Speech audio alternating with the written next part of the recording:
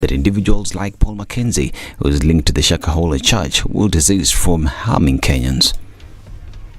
Ni nchi ambayo inamcha Mungu. Kuna wengine ambao wanataka kutumia dini kuharibu na kuumiza watu wengine, kutumia dini kuendesha maovu, mauaji, utapeli na ukora. Ndio tumesema ya kwamba jambo la kwanza, ili kuhakikisha kwamba yale mambo yaliendelea kule Shakahola na ule mtu anaitwa Mackenzie sijui nani, ili isifanyike tena, tunaweka Judicial Commission of Inquiry so that we can get to the bottom of what really happened in Shakahola with the Mackenzie and all his collaborators. He said we'll form a task force and a task team in conjunction with the clergy to help formulate a self-regulation mechanism to root out fraudulent religious leaders seeking to abuse religion for personal gain. Nitafanya consultation na viongozi wetu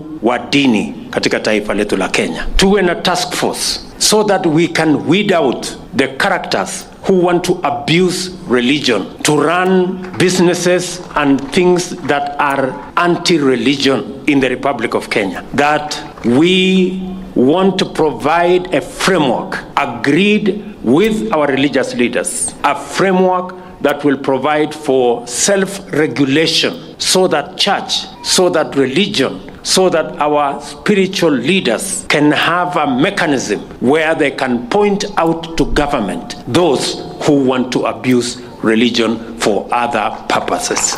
Now, the Kenya Union Party chairperson John Lonyangapu has defended his move to join the UDA party, stating that the move is for the benefit of the people of West Pokot. Lutu akaamua kuona mbali, akaambiwa huko imenona, nyasi kila kitu, twende.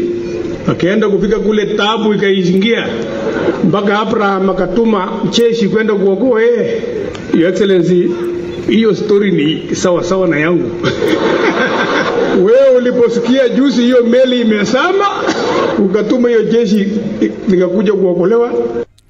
UDA Secretary General Cleophas Malala confirmed that an MOU between UDA and KUP was arrived at, a move that will enable leaders to team up together in the fight against high cost of living. Mkataba huo ulikuwa mkataba wa kuleta maendeleo katika nchi ya Kenya.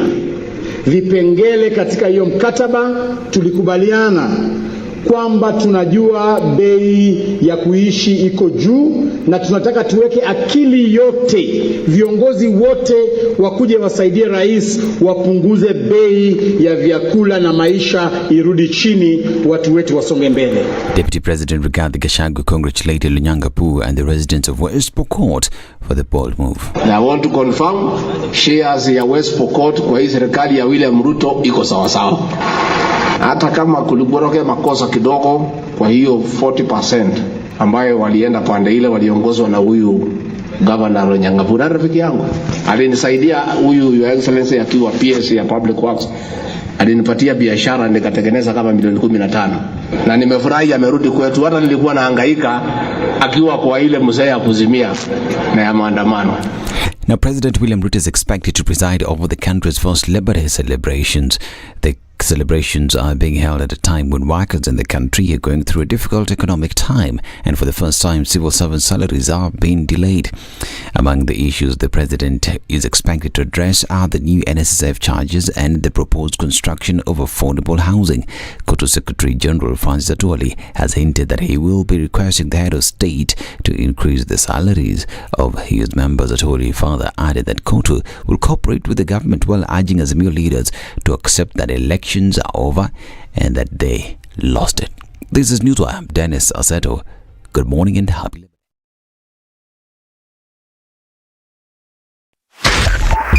102.5 Spice FM, Kisumu.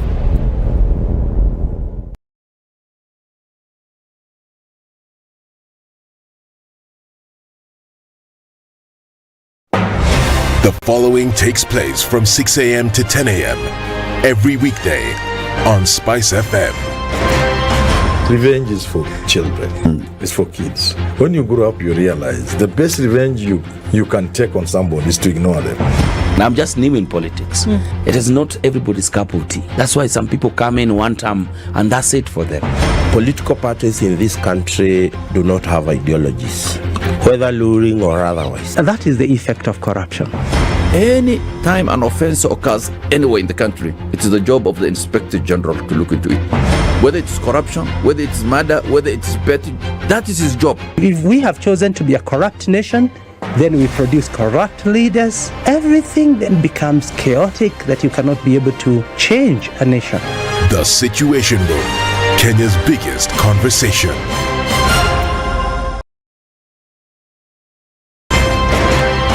If you go out of this country and come back the same person, then you have a problem. Buy land, 1 million. Put it there for 5 years. What's the purpose? It'll have increased in value. No, that's the thing. That's darkness. That's an eclipse. You don't do that. I hope you don't believe that a hustler is a poor person or that all hustlers are poor. I've seen that conversation. Tell us, who is a hustler? Who's a hustler? Hustler is a person who is making a living through hard work. Corruption in Kenya is a political accusation. The people who are actually corrupt are not pointed fingers at. Kenya is not free.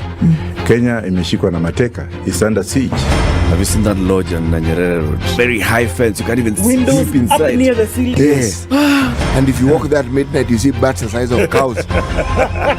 And when it rains, it doesn't rain on that building. Yes. When you're at All Saints and it's raining, it doesn't rain on that building. The things people will believe. The Situation Room, Kenya's biggest conversation. Congratulations. You've seen the hand of the Lord. Thank you very much. I've earned another title today this morning at Spice FM. Mama Justice, I don't mind it. Joel in Kericho. Salama sana Heri, habari ya asubuhi. Salama bwana, mambo namna gani? Salama kabisa bro. Mambo ya Inamoi kuliendaje? Mambo ya Inamoi, vile nilikwambia ndugu yangu, alienda asubuhi na ile gari ya kwanza. I must have missed it. So did I. Even if somebody was to render you irrelevant, there is still work you can do. Okay, sawa. I deserve to keep you accountable. You deserve to give me a report. You don't work for me. No, I don't work for you. You work for me. Do you like that Freudian slip? Lovely, isn't it? Thank you very much. The Situation Room, Kenya's biggest conversation. Welcome to Monday. It looks like it's going to be an easy day in terms of traffic. Not much is going to be happening. It is a public holiday after all. There will be some movement going towards Uhuru Gardens as the state function for Labor Day takes place. So we might see a little bit of a hiccup right around there on Langata Road. But apart from that, it looks like you'll be able to get through the city without too much of an issue whatsoever. It doesn't matter where you look this morning. Thika Superhighway, coming off Mombasa Road, coming off of Jogo Road and the Eastern Bypass today. Traffic will not be an issue. Let's see what happens on Langata Road later as those Labor Day celebrations go on. But for now, it looks very good. Let's talk on Spice FM KE on Twitter. Keep things moving this Monday. Chilled Spice.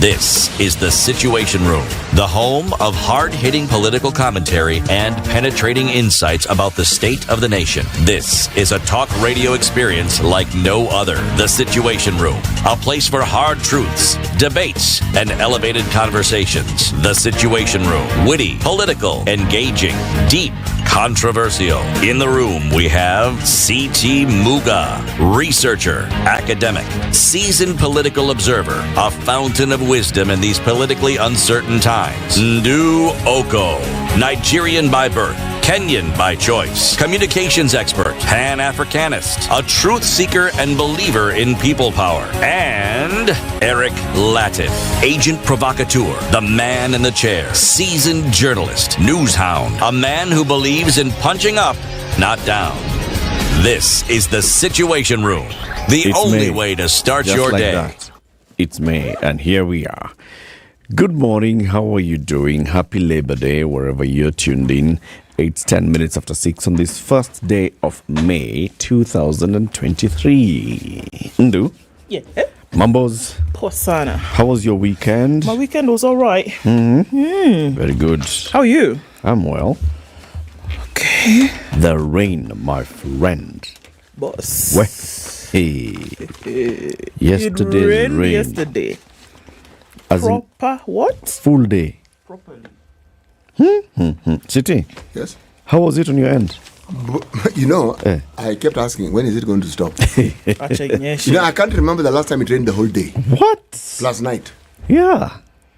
But the havoc it has wrought in its wake, my friend, across the country. Yeah. Oh, yeah. That's a thing. Mombasa airport blackout. Oh, yeah. Roads almost non-existent. Where places have been flooded, any people have been moved out of their homes. Yeah, that's true. And they're not few. Yeah. Yesterday at the Maradima here, cars just stopped. In the middle of the water, cars just stopped and said, you know what? On the highway? Yeah. We number one, can't see where we're going. Number two, it's flooded. The drainage issue is an issue. And so folks said, rather than go in and then get the whole vehicle wrecked, people just stopped on the road, waited for the rain to subside before they now saw, okay, this is where the water is going. Now let's move. It was not fun at all. Where? In fact, my Uber guy was telling me a similar story of a guy he carried the other day. And they got to a place and he felt they should go one way. The guy said, no, he's on this road every day. When he got in, the water was halfway. Where? In the vehicle? Well, the door was shut, but the water, but he kept moving. So the water didn't get into the car? It didn't quite get in. But the car was submerged halfway? Halfway, submerged completely. Yeah. And they kept moving? He said he moved until he got to the door. Then I thought, now what do I do? So he decided, since I've come back, so let me try and go back. Said he managed to move and go. So he reversed? No, he turned the car around. He said he doesn't know what is about that car, but it's one of these small cars that you use for Ubers, these matchbox type cars. So, but he said he managed. What are you laughing at? Nothing. Okay, these small dinky cars. Oh, wow, I think I prefer Matchbox. He managed to do what? Anyway, he managed to but in the process, he said, sometimes you need to follow your instinct. Why? I wouldn't have. He said, now what if I had been stuck in that? What would I have done? Yeah. Because if you open the door, the water gets into the car. That's it. If you're stagnant, the water still gets into the car. And the water wasn't moving, right? No, the water wasn't moving. That was one of the biggest, one of the luckiest things that he had. Because it was moving at that level, that car would have gone. It would have been swept away. Hey. Why? These are not those days for joking. No. Here, you must be completely cautious. I feel really, really, really sorry for the people who have had to be displaced by the floods. Because you can imagine, even in Nairobi, there are areas where people, that rain of throughout the day, people could not even sit in their homes, in their houses. Because as long as the rain was coming in, it meant that water was getting into the house, either through the door or the roof. These drainage things, people talk about it, It's not a joke. I have had occasion to have my house flooded because somebody somewhere blocked. And it's odd. It was around midnight. It was some 4 or 5 years ago. I actually saw the water rising in my garden. And it was like a movie. It rose. So you were watching it? I was watching it. Because I used to sit up late then. Then it rose. The back door that leads to the garden the door has glass, but the windows are low. That water rose up to the window level. What? Yes, it did. And then I heard tap. The window had broken, the pressure. Oh, wow. Then I realized here, I quickly removed all the electrical fittings, put them on top of the freezer because that was really high. Okay. And the water started coming in. Yes, so I opened all the other doors. Fortunately, wow. I have an upstairs. The sitting room was flooded completely with water just above my ankle. Wow. So I stood there watching the water move because there was nothing I could do. My neighbors who lived down, theirs was worse. Because it evens out. I was on a slope. It evens out and then it's flat. So when the water gets there, it sits. It sits there. Now imagine folks who don't have that, and it's one room, it's a couple of rooms. Yep. Everything is right there. And And that's what's been happening. We're not talking about a what-if situation. This is exactly what has been happening This is what's in happening. many parts of the country. And, I mean, not to be a Debbie Downer, but according to Met, the rains are going to continue well into May. And of this, with this heaviness. So, I mean, what are folks to do? Because the question is, which higher ground do you move to? You just pack up your stuff and keep moving? The higher ground bit and the displacement sound terrible. The diseases that will follow are much worse. This is another thing. Like, I'm thinking of all this water right here that's around the Maradaima area, going then out towards North Airport.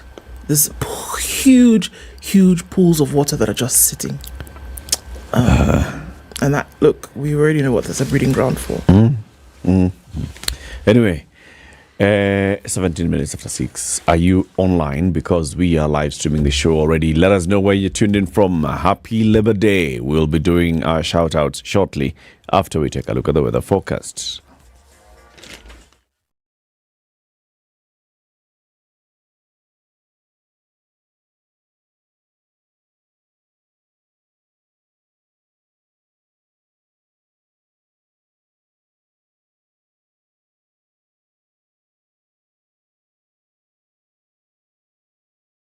London Mulo and DJ Absolute. When the gang is together, you know it's Sugar and spice. Great vibes, conversations, a lot of humor. I like to say we don't give an F, we give 3 Fs. You and I are in this relationship, so it is me to tell you who we are. When you ask a chick, how many guys have you been with? She's like, including you. If it's fun, it's funky, it's fresh, you're definitely going to catch it here. I don't know what you do every day from 11 a.m. to 3 o'clock. If I were you, I'd tune in to Spice FM 94. At 16 degrees, Nairobi is mostly cloudy, a bit of a chill over the city. We'll go to highs of 21 and lows of 15. It's 16 and cloudy in Nakuru, highs of 21, and we'll see highs of 21 as well in a mostly cloudy Nyeri. At 13, Eldoret is cloudy, highs of 19 and lows of 12. Cloudy conditions at 25 in Mombasa, highs of 29, and we'll see highs of 29 as well. Rain showers coming down in Malindi. At 19, Kisumu is partly cloudy, highs of 24 and lows of 19, while at 17 it's partly cloudy in Kakamega with highs of 25 and lows of 16. It's mostly cloudy in Kampala at 18, highs of 22, and we'll see highs of 30 in a cloudy Dar es Salaam. At 14 degrees, Johannesburg is mostly cloudy, highs of 22, and we'll see highs of 31 in a partly cloudy Lagos at 26. At 24, Kinshasa is mostly cloudy, highs of 31, and it'll go to highs of 26 in a sunny Beijing at 21. It's 9 degrees and cloudy in Paris, highs of 17, and we'll see highs of 17 as well in a cloudy London. At 15 degrees, New York Sunday night is cloudy. Coming into Monday, we'll see highs of 15 and lows of 10.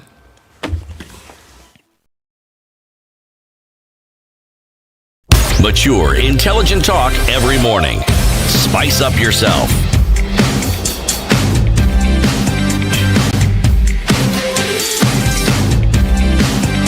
Mornings done right. 94.4 Spice FM, Nairobi. Who's online? Let me tell you what we'll be discussing today. Right? At 7 a.m., we'll be joined by 2 gentlemen in the studio promoting physical activity and health lifestyles among school-going children. That's the conversation that we'll be having. We will be joined by Moses Oluchiri Amonje. He is a founder and executive director of Wellness for Greatness Kenya. And he'll also be joined by Duncan Van Dusen, who is a founder and CEO of Catch Global Foundation. He's in the country, he's visiting the country. So what they do is they promote wellness and holistic living among children. So they'll be coming here to tell us what they're doing with that. That's at 7 a.m. At 8 o'clock, we'll also be joined by 2 other gentlemen. Brother Isaac Andabwa, he is the National General Secretary of the Kenya National Private Security Workers Union. And Frederick Isiaho Kamonya is the guard at KK Company. They'll be here to tell us, is the minimum wage policy working in Kenya? Does it really work? Oh, minimum wage, raise it by 2% every year. We want to make it. So they'll be here to explain that to us. And then at 9 a.m., the rise of cultism in Kenya. We'll be discussing that. Of course, we're seeing what is happening in Shakahola. Archbishop Jackson Ole Sapit, he's the primate of the Anglican Church of Kenya, He will be here with us. At what time? 9 o'clock. Yo. Haya. Nani yako kwenye mtandao? Eddie Odor says, good morning. I thought you chaps won't be on air because of the holiday. Since when? We're chappy here like that. Telling you. He said Koru had the heaviest downpour since the year began, and my flower pot is flooded. It depends on the size of your flower pot, my friend, and if you're actually keeping flowers in the pot. But are we? I digress. Well, it's good to know that rain is coming down. It's good, but unfortunately, as you've seen, it's also for some folks a thing. This would be the time where you hope that all this water that's causing all this damage actually could come out for good at some point. Dam the water, you know? Or is that too heavy a conversation for 6:21? Yeah. Okay, so happy new month. Thank you, CT, for the CT. William Munga says, thank you, CT, for the naughty memes we've been making from the Proverbs.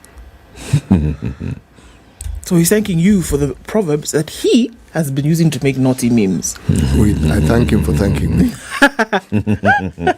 Castro Dipo says, good morning. Already tuned in, looking forward to a pleasant conversation. Happy Labor Day to all, like Kiki Samuel says. Good happy Labor Day to you too. Edwin Mashira says, happy new day. Today's proposed proverb, according to you, the evening rain does no justice to the Mitura seller and the Mahindi Choma guy. Let me read that again. The evening rain does no justice to the Mitura seller and the Mahindi Choma guy. Oh, it's Mitura. Okay. Mitura seller. Mitura. Okay. You know, Mitura is sold at 5 p.m. onwards. So if it's raining in the evening, you can't get Mitura in the morning. Okay. Andrew Franklin says, happy Labor Day from Bernard Estate, where electricity failed. Come, Andrew, is it only in your estate that there's no power on Monday morning? I've seen the trend, man. I think you need to explain what's going on. You say that electricity failed at 7 p.m. and remains off till now? Haba, why now? What did you people do to KPLC? Another week begins in this failing state. My goodness, Mandamano Tuesday looming. Andrew, what's wrong? Don Sabwa says, Kweli, Mimi, lakini Labor Day kweli, how much do you people spend on your monthly electricity bill? Ama ni mimi peke ndio nashuku hawa KPLC wananiibia. Okay, done. Kuna vile. Shemongwai says, good morning. Nakuru is locked. Ali Ijara, all the way from Mombasani. Good morning to you, Abdul Kadir. Sebit Yusuf Sebit says, good morning, Eric Ndu and Mwalimu CT from Dubai. The sun has been out for 2 hours already. So in Dubai right now, it's 7:23. The sun came up at 5:23. It's already 26 degrees and it's just 7 a.m. or more. Happy Labor Day to you too. Summertime. I'm telling you, summer. Robert Mbogo, good morning. Tune in from Mombasa. Jenny Ndenya says good morning from Choka in Ruai Ward. Kasrani is wishing you a happy Labor Day. Happy Labor Day to you, sister. Andrew Mark tuned in from Nakuru. Watching from Singapore. Moniz Janeth is online today. Stanley says, good morning, Team TSR. Reminder that before this Shakahola pastor, we've had one dayer. That was an interesting fella as well. Sky Karish says, happy Neighbor Day to all of you, the big team in the Situation Room. Yes. Good to have you guys in the room this morning. Kenya's biggest conversation starts. Karibuni. City Muga. Where do we go to this week? Togo. Togo's next to the country that we were in last week. Yeah. Yes. Okay. Togo has a distinction of being one of the smallest countries in Africa. Now, whenever you say such things, people ask you, okay, so smallest in terms of what? Well, smallest in terms of size, actually. Yes, geographically. Geographically, it's very small. Okay. 22,000 square miles, very small. When there are parts of this continent, 2 million square miles, just so that you can understand. So you can do some comparison. Yes. Now, in that number, Kenya is number 24 after Botswana in terms of ranking, in terms of size. We're 24? We're number 24. And the way Kenya is big. Sheesh. Yes, Botswana is bigger than us and Cameroon is smaller than us. What was the largest? Used to be Sudan. No, actually. Until they split. Now, who took over that? Algeria is the biggest. Algeria is bigger now. Yes, it's 2.38 million square kilometers, followed by DRC, then Sudan. Sudan is number 3. Okay. Then Libya, etc., etc., etc. Okay. Right, we are in Togo, bordered by Ghana, the west, Benin in the east, Burkina Faso in the north, Gulf of Guinea in the south. The capital is called Lomé. Togo, 4 letters. Ivory Coast Capital? Sorry? I didn't hear you say Ivory Coast among the neighbors. No, I didn't. Cote d'Ivoire is not a neighbor of Togo. It's not a... That's what he told us. Did he say it borders Cote d'Ivoire? Borders the country we were in last week. Oh. Where were we last week? Cote d'Ivoire. Okay. It does border. There's a country in between, but it borders. Well done. Nice safe seat. Is there something else you wish me to add? No, we're good. The proverb now. Alonzi. It is better to walk than to curse the road. It's too long. Keep it moving, man. Are there no curves on this road? If there are curves, why are there so many curves on this road? Just walk. You walk. If you want to get somewhere, just walk. It is better to walk than to curse the road. All right. That's a good one. Higher headlines. On the front page of the Standard, it's a dog's life for many employees. It is Labor Day after all. And the dogs know it's Labor Day. They know every day is Labor Day. Whereas many Kenyans are jobless, those in employment have little to smile about, with a high cost of living pushing a big number into poverty, with no end in sight to poor remuneration. Look, man, that's just true. The number of shillings you used to spend to buy the same number of things, if not less, I mean, it really isn't a good situation. Also on the front page of the Standard, morgue boss. We collected bodies from Ezekiel's church, so that would be interesting to look at. Tables turn on Kinoti over high-profile cases. The question is, how come suddenly all these high-profile cases have no case to answer? They've ended, people have been let go, short of getting an apology from the state. So why? Raila says we don't need a nod to protest, so, nod, shake your head, do whatever you do. We're going to go ahead. The government moves to regulate churches. This will be interesting to also have a conversation with His Grace Jackson Olisapit this morning. Government moves to regulate churches. Let's see about that. Peace pact in Sudan collapses again. So it's not looking good in Sudan. Evacuations happening, all sorts of things going on. The conflict is escalating by the day. Yes, on the front page of The Nation, pay rise dilemma for Ruto. It's a dilemma. He's under pressure to implement a pay increase, but for thousands of government workers who have decried the high living costs. A key election promise he's struggling to deliver against a cash crunch that has caused civil service salary delays. He said this during his campaign, that we will see that people who work for the government will get significant increases in their salary. He said this. People banked on him, and now it looks like it. Okay. Did he say when? Abio. So it's very good in terms of definition. He didn't say when. When I become president, you'll become president and be for a while. Yeah. So, it's even chill. Just take it easy. Raila defies police on protests. He says, unless Mr. Ruto wants to suspend the constitution and rule by decree, we will exercise our right to assemble, demonstrate, picket, and present petitions on Tuesday, May 2nd, 2023, as earlier announced, dark threats notwithstanding. So you can cuss the road or walk. I mean, Chaguo ni lako. Raila said it. Okay. Cult of death. Controversial Bible verse. Fight for church and Pastor Mackenzie's run-ins with the police. It continues. There's a chief who's going to spend 10 years behind bars for flogging boys to death. A chief? A chief. What? Okay. I'll read that story for you later on the back page of The Nation. Choice of varsity to decide the cost of degree for students. So how much you will pay depends on what you study. So universities will be given that. Is that a proposal or is it something that has come to pass? It is a new model that will take effect when the Kenya Universities and Colleges Central Placement Service, guess what it's called? Places the 2022 Kenya Certificate of Secondary Education candidates. It'll take effect. It's already done and dusted. As they're placing them, that's what it'll be. So, yeah. Okay, that's a new one. Hiya, let me tell you what's in the Business Daily. Legal hitch dims workers' hopes of Ruto's raising pay. as we talked about. Yeah. It's a big story on the Business Daily. Delay in setting up a council that normally advises the state on minimum wages is the latest hurdle in the push by workers to get a pay increase at today's Labour Day. So, there's supposed to be a council.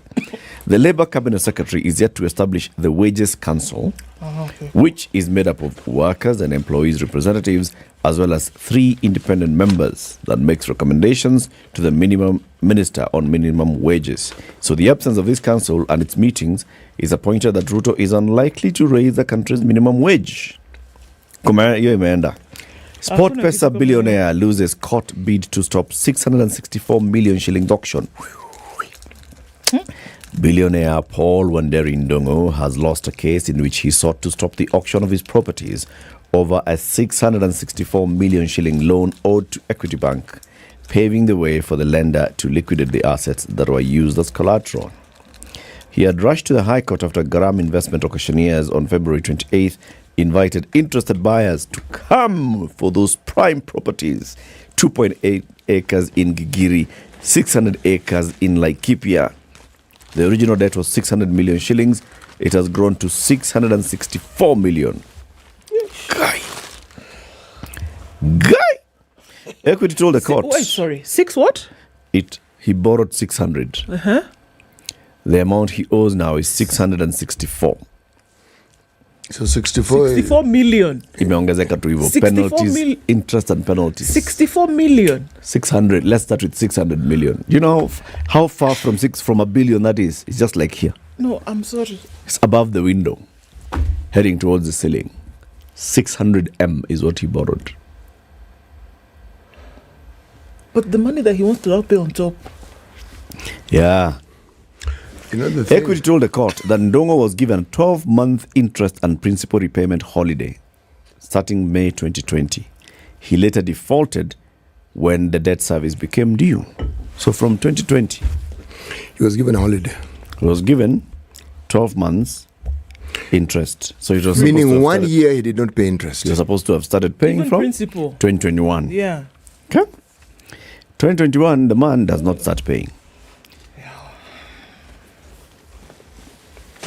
Now he has gone to court saying, but these properties are very unique and they're more valuable than the 664 that you're asking for.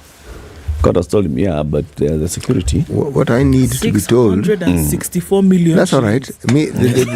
I don't find the figure daunting. I'm finding the interest daunting. No, what I need to be told is what I need to do to qualify for such a loan. Oh, okay, you is the money you're looking for, Abi. Okay. No, I'm not looking for it. I just want to know. All you need to do, uko na kashamba Gigiri 2 acres, 2.8 acres in Gigiri. Kama uko na kitu kama hiyo, come tuongee. Kama uko na 600 acres in Laikipia, touching Tamak, going towards Nanyuki, touching Tamak at Naromoru.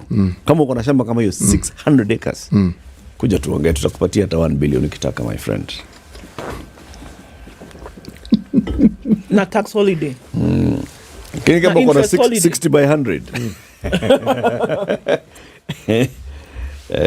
Tutakupatia 60,000. So hiyo 100 ingine niende nitafute mali ingine, lakini kwanza utakwambia ende utafute hiyo 100 ukuje tukupe hiyo 60. We'll give you based on your ability to raise the other money. If you can't even raise 100 million, why should we give you 60? I think you guys have made it clear, and I am forced to be the person who understands clarity. Aya, tuambie the star. Raila alleges murder plot in Demo's standoff. Oh no. That's bang in the middle, but on the right-hand side in Green Till, okay? Autopsies start. Commission of Inquiry to probe Shakahola cult deaths, says Ruto. The story is on page 2. Everyone is talking about this. Everyone. And talking themselves hoarse. Yep. My concern is the steam will run out. Of course. And yes, and when it runs out, will we have made the necessary changes? No. Status quo ante. Just the other day, here, I can point in that direction with my mouth. Yes, here. The other day. Yes, we had a drought. Okay? And we said it is going to rain. when it rains? Have we ensured that all the passages that were created for water, like stormwater drainage, gutters, blah, blah, blah, have been cleared so that water has a place where it's going to pass? But also, if we leave the issues of dam aside, because dams need to be built, there were some which had been built but not completed. Were they completed? Then Eric mentioned water pans. Many. I was saying build them. Eric said, no, there are many water pans. Just dredge them. Just remove the silt. Rivers And also. when the rain comes, It finds a place to nestle. Yeah. Rivers also, dredge them, okay? Remove the silt so that what the capacity of the river is. Now, when you don't do that and water rain, you know what water does? It finds new paths. it does. And in that process, it damages and destroys a great deal. Water is something you love. It is the gift of life that God gave us. But my friend, when it's on a rampage, the damage it does. Well, here we are. Hiya. Another headline? Raila urges murder plot in demo standoff. Urges? Alleges. Oh. Tungefunga kazi tuende. He made the claim, even as president, dared opposition brigades to proceed with his plans. This story is on page 4 and 5. But he had dared them before. And they proceeded. So he's daring them again, and they're also proceeding again. All right. We've seen the song and we've seen the dance. Audit unearths 466 million excess payments in TSC. It appears... Excess payment? Yeah. Okay. This is the commission's payroll. Yes. It shows that the payroll has problems. They are ghost teachers. There are weaknesses somewhere. Let's just call them weaknesses. The payroll has what? Weaknesses. So 466 million was paid in excess of what should be paid. Okay. To who? So that's the story I'm going to tell you. Okay. Bandits flee North Rift hideout in caves and gorges. Okay. They're saying bandits have fled. They've fled before to other hideouts as well. Mountainous place, they'll hide. And if they can't hide, they'll cross the border and go to Uganda or go to Sudan. All right? Tell us about traffic. Thank you. Tosha. This is the Situation Room, the only way to start your day. Now, you won't see much of it this morning. Looks good on whatever road you are on today. Probably if you left where you were and heading in one direction, you've already reached there. Coming off the thicker superhighway, we will not see any of that. We're likely to see a build-up of traffic on Langata Road later towards Labor Day meetings or celebrations. What do you want to call them? Festivities, something. Anyway, that's where you'll probably see the most of your traffic today. Nyayo Stadium through towards Uhuru Gardens. But apart from that, nothing is happening in terms of traffic. You're good on the Eastern Bypass. Southern Bypass, as usual, is flowing freely. Not too much of an issue there. Let's talk through the morning anyway. I know that the rains have brought about a couple of accidents, so please be very, very careful, that notwithstanding. Spice FM KE on Twitter.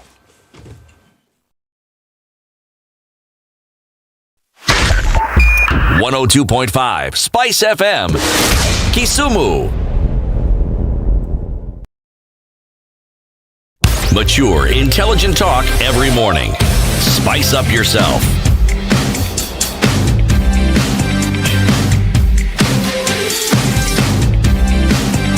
Mornings done right. 94.4 Spice FM, Nairobi. Justice at last, as Killer Chief goes to cool his heels in jail for 10 years. I'll tell you about that. But on the other side of the page in the Nation, give us back our hospital, says Kenyatta University students. They're saying that we don't have a place to practice because of you people having... the failure to revert ownership of the hospital to the university puts the fate of the School of Medicine at risk, as medical students are not allowed the use of the hospital for their training needs. When did this not happen? Yes, sir. Which hospital are you talking about? Kenyatta University's... Yeah. They said now you people have taken it over. It has a T. It's teaching. It's supposed to be a teaching, research, referral hospital. That's what it is. All those rules are for that. So teaching should take place there for the medical school. Now they're complaining that it doesn't happen anymore. So they're saying, give us back our hospital.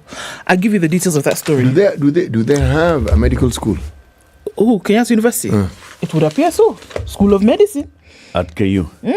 They said the failure to revert membership of the hospital to the university puts the fate of the School of Medicine at risk, as medical students are not allowed use of the hospital for their training needs. It opens up a new battleground between the two institutions and their management. The two institutions being who? Kenyatta University and the teaching and referral. Yeah, exactly. Now, they're saying the hospital originally belonged to the university, but was later converted into a parastatal, whose board of directors is chaired by the former Vice Chancellor of Olive Muganda. Can you see now the conflict? Yeah. She was there, now she is here. Yeah. Our medical school could soon be deregistered, and over 2,000 students left in limbo. During the last audit conducted by the East African Community in National Medical and Dentist Practitioners Board and Councils, Kenyatta University was given 6 months to put its house in order. Now they're asking, how do we put our house in order? People have taken our hospital, you've made it a parastatal, we are not allowed to go there and practice. What about the teaching element? How does all this come together?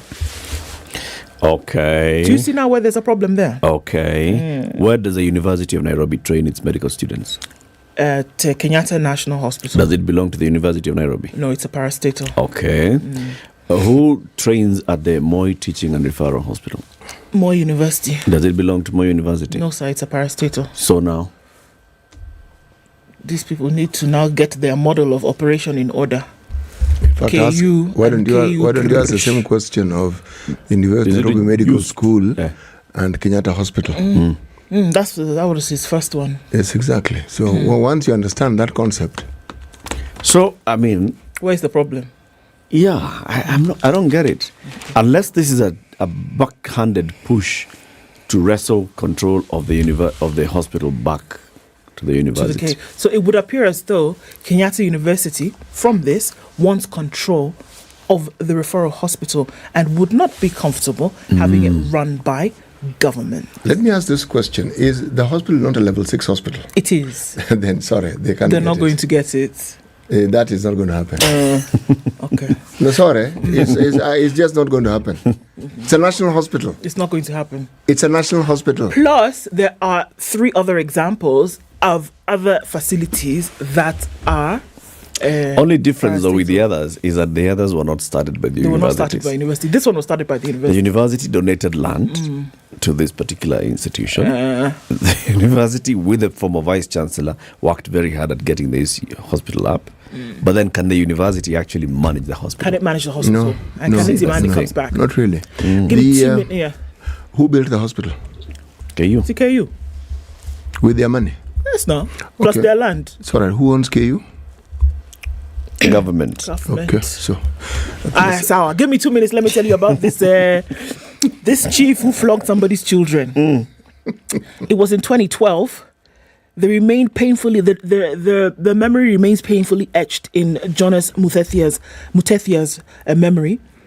Then, aged 10, he was trapped in the jaws of death, according to this story by Gitonga Marete. He has never come to terms with the experience that left 2 of his friends dead and scars of trauma on his young life. That day, he had accompanied 2 boys, Alex Munene and Godfrey Mutama, who were both 9 years old, to fetch water in the neighboring village. 9 p.m., they had dinner and were about to sleep when 5 people went to their homes and reported that they had stolen 16,000 shillings from the home of Rehab Kananu, the water vendor. The parents argued for some time with Peter Kalemia, Mutuma's father, volunteering to sell his only cow the following day and pay the money, right? But nobody would hear of it, so they reported the matter to Stephen Kinyua, the assistant chief. Kinyua ordered that the boys be beaten until they confessed that they had stolen, rather who had stolen the money. And that is when the madness began. The boys were frog marched to a bush with stinging nettle plants and beaten senseless. The flogging that took about 2 hours left Munene and Mutuma dead. And Mutethia seriously injured. The following day, Kinyua was arrested and charged with a double murder. Also arrested were 3 other men identified in court papers as Salicio, Mwika and Gaturuku.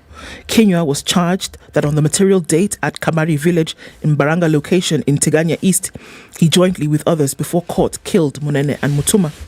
After a protracted court case that saw the matter dropped at one point, allegedly due to lack of evidence, justice was finally served when Meru High Court Justice Thirispisa Cherere convicted Kinyua on March 30th, 2023, and on April 27th, jailed him for 10 years.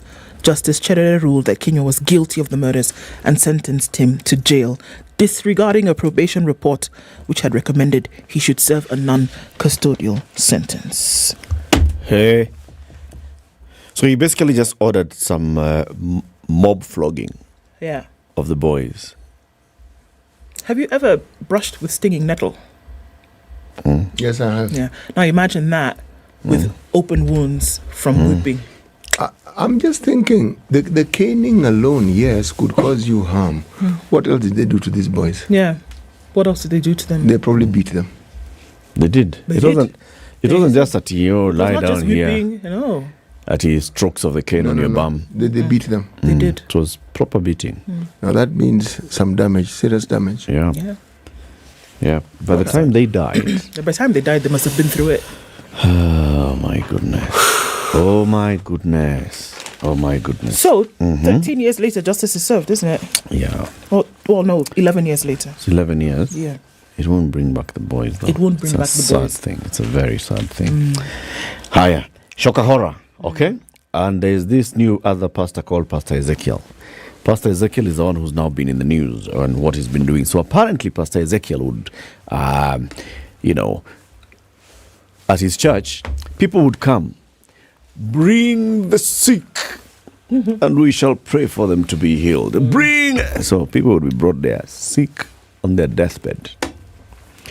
Some would come, some would die. Some would be brought, kumbe they are dead, they'd be pronounced dead on arrival. I mean, this person has already died. Okay, so very, very many people would go to this church of his for prayers and all, and they would die and basically ascend to heaven.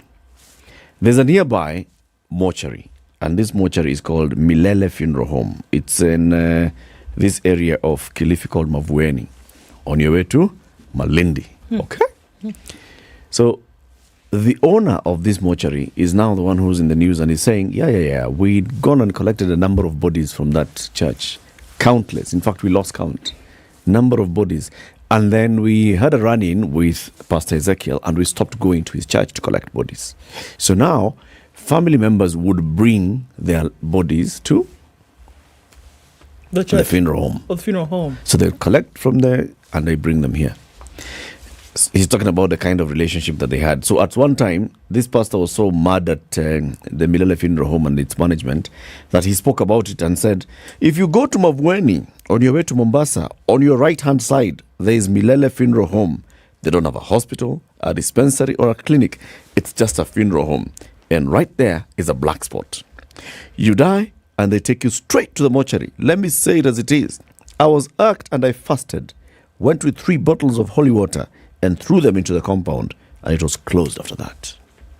He took action. What was closed? The morgue? The morgue. He went there and prayed with 3 bottles of holy water. They had to be 3. Papa fasted. Ilifungwa hiyo mortuary.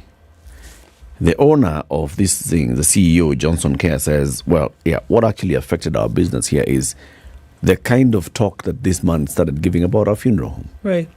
The community shunned us. But we have other branches elsewhere. So this is a back and forth. Now, the big issue here is that people would actually die in this church. Many would be taken there on their deathbed to die in the church. Who knew about it? Yeah, why? When a body is brought to a morgue and then thereafter it's taken elsewhere, for the death certificate to be released, there has to be a way it is reported. People knew that you take people to are dying. Pastor's church. This guy is encouraging people to remove their sick from the hospitals and bring them to him for prayers. I'm curious as to whether the people that were brought to him, were there any that were healed? Well, you'll find some who say that they were healed. You may find some who actually got better and they will attribute it to the prayers and the holy water. Ngoja Archbishop Ole Sapita kuje atuambie vile inafanyanga. Yes, please. Tupatie siri. City. Yes. Audit unearths 466 million rot in teachers' payroll. That one. Tell us. Details have emerged of the mess in the Teacher Service Commission's payroll, subjecting taxpayers to the loss of millions of shillings in unexplained payments. The new audit report, following review of TSC counts for the year ending June 30, 2022, has revealed that the Commission's payroll has internal control weaknesses. The Auditor General, Nancy Gathungu, in the report tabled in Parliament, recently says a review unearthed duplicate details, adding it was possible the Commission was making multiple payments, meaning you're being paid, you can be paid again, and you can be paid again, and you can continue being paid.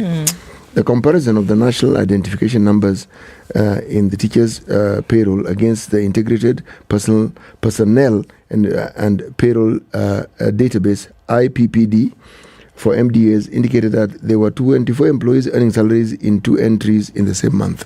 So if you extrapolate, that's just 24. There are others as well. We've heard this story before, though. Yeah. Not the TSC, but we heard it the Ministry of Education. When numbers, there's a whole story about it. All schools have identifiers in terms of numbers. And you'd find that same number appears in more than one place. And so payments are made, and yet the numbers are the same. And then there were schools that were registered as being in existence, and even had numbers. But on a physical spot check, it was discovered those schools didn't actually exist.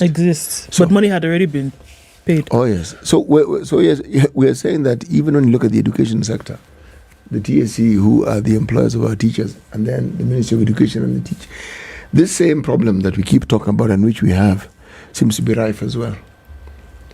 If this is what the Auditor General has unearthed, what else is there that the Auditor General has not unearthed? Yeah, it's just a crazy thing, man. No, it is. What about schools which didn't exist, the numbers of students who didn't exist, schools which existed, and yet the number of students who have now been this presented. is teachers who didn't exist. Now it's the teachers who didn't exist. But they've been paid. And they've been paid, and they continue being paid. Okay. This is happening.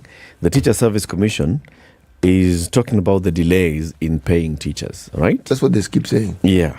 So, for example, they spoke on Saturday and they said they recruited 35,000 junior secondary school teachers who reported to their stations in February and March.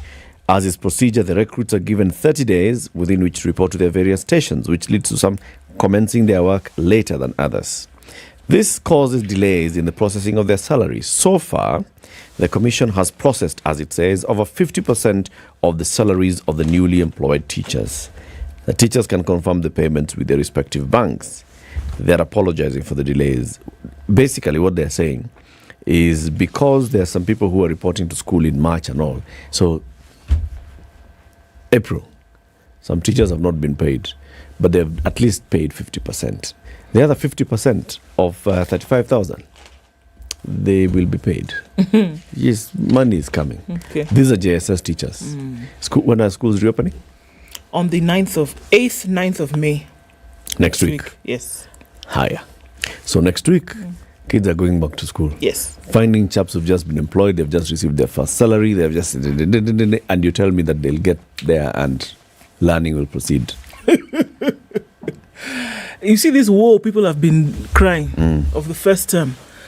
The cries of woe will get shriekier. The mess currently with grade 7 has not gone away. It is still a mess. The Twitter feed that we saw, for example, that TSC sent out talked about this apology, blah, blah. The people who comment under these things, even if they want to take on a pseudo account or complain on behalf, are teachers themselves who are crying about the real situation on the ground.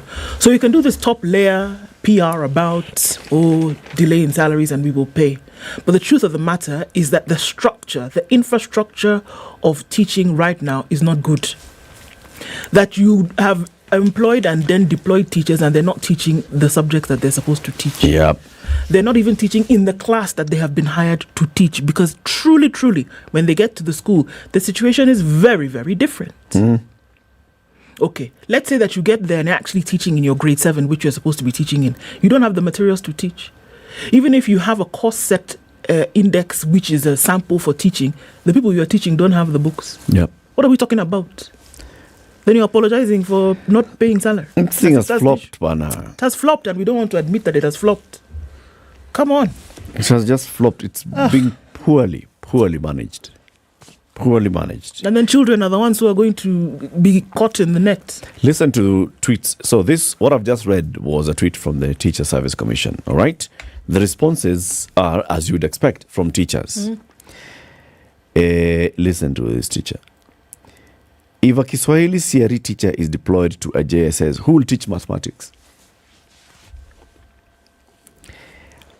A teacher says, I reported on the 1st of February on transfer and all the procedures including online casualty, hard copy casualty, and entry and exit reports were done the same day as I embarked on work. Since then, 3 months that my payslip reads my former station and no hardship. Another one, JSS teachers are depressed. How can we deliver? We have debts back and forth. How is it that some have been paid plus arrears, whereas others none at all? From Mamamboga to landlords, we are out of what to tell them. It's true. Another teacher says, I reported on the 2nd of February and my casualty was filled. My colleague casualty was filled later than mine, and already she has received her salary while I have not received anything. This is just pure discrimination. It's affecting my mental health. Hey? That's it. What are we doing? Don't want to deal with the problem head on. Don't want to. I want to be comfortable. And then you're wondering how things happen the way they happen. You will not get a chicken pie if you put in the ingredients for a cake. It's not going to happen. Yep. You want something to come out well, you put in the right ingredients. It's actually not possible, City. Do what you want. It's not possible. This Azimio people, as they go to the streets back tomorrow, right? When it comes to education, they just talk about, education, university fees, blah, blah, blah, blah.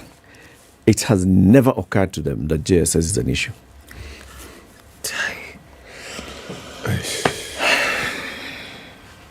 It has not. To them, it's open server. Open server. Cost of living. When you open the server, everything education, will be sorted. School fees. JSS, no. It hasn't occurred to them that JSS could be an issue that they can raise. Nope. Everybody else, even the president. Nothing, nobody, nothing. Even that supposed working party who did a PR stint, went around the country. This is the thing that they would have talked about. Yeah, so parents had an issue with CBC and didn't want to do the extra work. Yeah, okay, so we get that. But this one has shown the true collapse of CBC. This grade 7. Let's just be honest. And the private schools right now, by the way, they're carrying on their merry old way like nothing is going on. Yep. But the majority of students who went into grade 7 in 2023 have gotten the short end of the stick. Majority. Private schools, students who went into grade 7 in private schools are the minority. Abi, I'm wrong. Completely. No, completely, the minorities. It's a very sad thing, this one.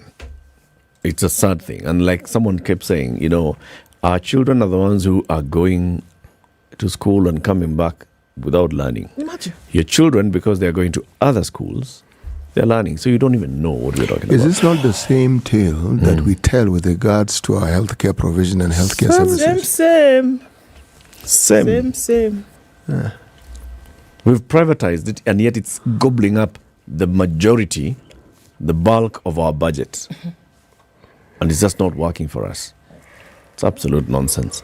Anyway, we'll be talking about children in school in the next hour, and we'll be talking about how then we can think of promoting physical activity and health lifestyles among school-going children. That's a conversation joined by two gentlemen. Good morning. It's 7 a.m.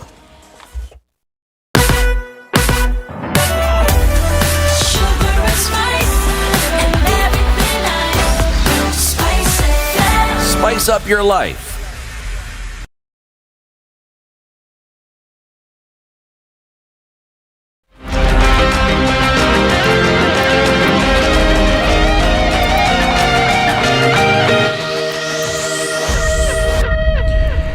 Good morning. This is Newswire. Dennis Aseto. President William Ruto said that he will establish a judicial commission of inquiry to investigate the mass graves in Kilifi's Shakahola linked to a suspected cult. This, he said, will prevent and deter preachers with ulterior motives from conducting such atrocities in the country.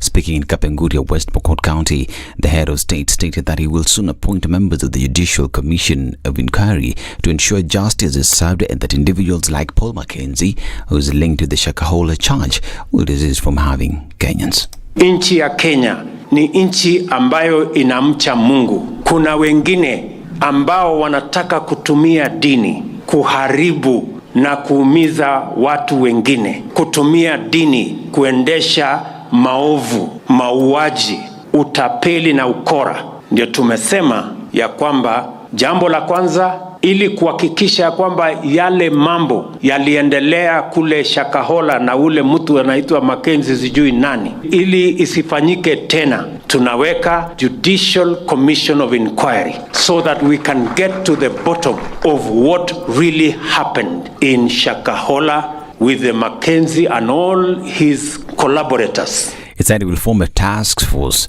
in conjunction with the clergy to help formulate a self-regulation mechanism to root out fraudulent religious leaders seeking to abuse religion for personal gain. Nitafanya consultation na viongozi wetu wa dini katika taifa letu la Kenya. Tuwe na task force so that we can weed out the characters who want to abuse religion, to run businesses and things that are anti-religion in the Republic of Kenya. That we want to provide a framework agreed with our religious leaders, a framework that will provide for self-regulation so that church, so that religion, so that our spiritual leaders can have a mechanism where they can point out to government those who want to abuse religion for other purposes. And Kenya Union Party chairperson John Lonyangapu has defended his move to join the UDA party, stating that this is for the benefit of the people of West Pokot. Ruto akaamua kuona mbali, akaambiwa huko imenona, nyasi kila kitu, twende. Akaenda kufika kule, tabu ikaingia mpaka Abraham akatuma jeshi kwenda kuokoa yeye. Your Excellency, hiyo story ni sawa sawa na yangu. Wewe uliposikia juzi hiyo meli imesama, ukatuma hiyo jeshi likakuja kuokolewa. UDA Secretary General Cleophas Malala confirmed that an MOU between UDA and KUP was arrived at, a move that will enable leaders to team up together in the fight against high cost of living. Mkataba huo ulikuwa mkataba wa kuleta maendeleo katika nchi ya Kenya. Vipengele katika hiyo mkataba tulikubaliana kwamba tunajua bei ya kuishi iko juu na tunataka tuweke akili yote, viongozi wote wakuje wasaidie rais wapunguze bei ya vyakula na maisha irudi chini, watu wetu wasonge mbele. Deputy President Rigathi Gachagua congratulated Lonyangapu and the residents of West Pokot County for the bold move, and President William Ruto is expected to preside over the country's first Labour Day celebrations under his tenure. The celebrations are being held at a time when workers in the country are going through a difficult economic time, and for the first time, civil servant salaries are being delayed. Among the issues that President William Ruto is expected to address are the new NSSF charges and the new proposed construction of affordable housing. Kotu Secretary General Francis Atwoli has hinted that he will be requesting the head of state to increase the salaries of his members. Atwoli further added that Kotu will cooperate with the government while urging Azimio leaders to accept that elections are over and call off the demonstrations. Let somebody see sense and say we don't want demonstrations. The last demonstrations, our workers in Madare could not access their places of work. Those in Kebera could not access their places of work. Any problem occurs in any given country, it is women, children and workers who suffer most. And Azimio la Umoja One Kenya coalition leader Raila Odinga says the planned anti-government protest by the opposition will still take place tomorrow, despite the police refusal to permit them. Through a statement, Odinga maintained that the opposition is exercising their constitutional right to assemble, demonstrate, picket, and present petitions to public authorities peaceably and unarmed. This is Newswire. I'm Dennis Aseto. Good morning and happy Labour Day.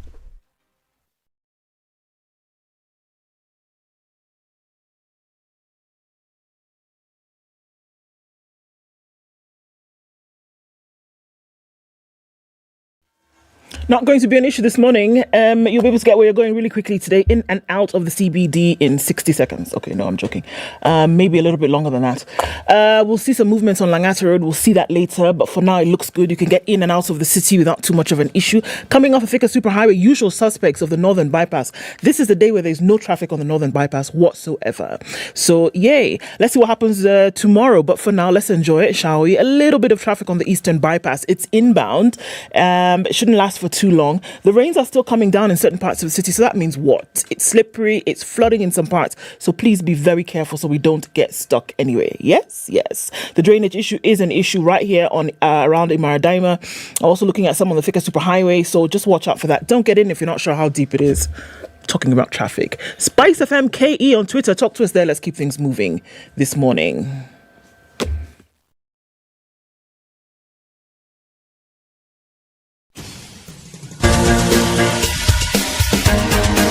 This is The Situation Room, the home of hard-hitting political commentary and penetrating insights about the state of the nation. This is a talk radio experience like no other. The Situation Room, a place for hard truths, debates, and elevated conversations. The Situation Room, witty, political, engaging, deep, controversial. In the room, we have C.T. Muga, researcher, academic, seasoned political observer, a fountain of wisdom in these politically uncertain times. Ndu Oko, Nigerian by birth, Kenyan by choice, communications expert, Pan-Africanist, a truth seeker and believer in people power, and Eric Latin, agent provocateur, the man in the chair, seasoned journalist, news hound, a man who believes in punching up, not down. This is The Situation Room, the only... It's 7 minutes after 7. Good morning and how are you doing? Welcome to the first day of May 2023. Kenya's biggest conversation is on the second hour. We've been here since 6 a.m. and now we're also live on KTN Home, live on Spice FM, live on YouTube and Facebook. Spice FM KE, those are our pages. Have you made a call to Santam, this Santam Real Estate, to talk about Vipingo development? Well, this development that they're putting up in Kilifi at Vipingo, next to an airstrip with the expanded highway, with water being gotten from the ocean and being treated for consumption, open green spaces, a playground for your children. All you need to do is SMS the word Vipingo to 22365. That's 22365. Or you can call them 0740 400 215. That's 0740 200 400 215. Vipingo development by Santam Real Estate is the way to go. All you need to think of is a 10% down payment from as low as 178,000 shillings. And you get to owning an apartment. We have two guests who are joining us now in the studio. We want to have a conversation about youth and especially thinking about children and well-being. It's talking about whole child wellness. Joining us in the studio is Moses Oluchiri Amonje. He is a founder and executive director of an organization called Wellness for Greatness Kenya. And Duncan Van Dusen, who's a founder and CEO of Catch Global Foundation. Good morning, gentlemen. Good morning. Good morning. Welcome to Kenya's biggest conversation. Thank you. It's good to have you on the show. We'll be, of course, seeking to understand what exactly your two organizations do and why you are focusing a lot on children and fitness and what that fitness then does, right? To welcome you to the conversation, C.T. Muga always gives us the day's proverb. Proverbs for this week come from the country of Togo. Togo, the West African country. It's one of the smallest countries on the continent. Okay. On the planet? No, planet, there are countries that are often referred to as principalities, but those who live there actually think it's a country. It is not the smallest. The smallest country in Africa is the Seychelles. Yes, 451 kilometers square. And the largest is Algeria, 2.38 million kilometers squared. Now, Kenyans will ask, and Kenya, where do we rank? Well, you're number 24 on that list. Okay. Yes. 24, 54, that's not bad. Yeah, not bad. They're 30 after us, so we're somewhere in the middle. The proverb for the day. It is better to walk than to curse the road. It is better to walk than to curse the road. All right, Duncan. That's an African proverb. What do you interpret that proverb? How do you interpret the proverb? Well, I interpret that proverb to say that we all have an opportunity to act, to do something, rather than looking around us and thinking that our circumstances are bad. There's always an opportunity to do something, to act. Mm-hmm. I'll also add, since it's, the topic of the day for us is physical activity, there are always, benefits to being active. And we're going to talk about that a lot today. Okay. Moses? My interpretation is that trying costs nothing and every move counts.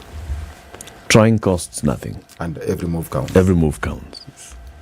Talk like a fitness instructor. An enthusiast. An enthusiast. Yes. Okay. I want to start with you, Moses. Wellness for Greatness Kenya. What is it and what's it all about? Wellness for Greatness Kenya, first, thank you for welcoming to this show and to share knowledge about the importance of physical activity when it comes to promoting health. So Wellness for Greatness Kenya is a non-governmental organization, and our programs are designed to promote and encourage physical activity and also to encourage the consumption of healthy diets. One of the problems that, as an organization, that we realized before starting the organization, me and my colleagues, is that many organizations, including government, focus on treatment of non-communicable diseases. But as an organization, we're focusing on prevention and management of non-communicable diseases through promoting physical activity and the consumption of healthy diets. And the best way to inculcate healthy lifestyles is from a tender age, and that's why our programs are normally introduced through schools or through young people. Yeah. Right. How about Catch Global Foundation, Duncan? Well, Catch Global Foundation is a provider of wellness programs to schools all over the world. So we have users of our programs in over 30 countries now. And in total, we reach 15,000 schools and 3 million kids per year. Catch is, I think, distinguished by a couple things. One is Catch is evidence-based. So Catch was started through a United States National Institutes of Health grant 35 years ago. I was not involved at the time. I was still in high school. And it has been over 35 years continuously researched and improved and adapted to, different conditions. Even within the United States, we have many, many different kinds of communities, many, many different kinds of conditions. Urban, rural, high income, low income, and many indigenous communities, many different kinds of racial profiles.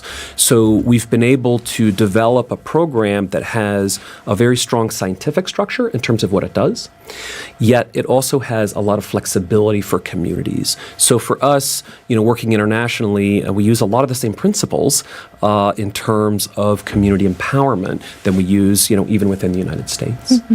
Also, an important thing I think your listeners will be interested in about Catch is that Catch really exists to empower teachers and empower schools. We do not teach the children.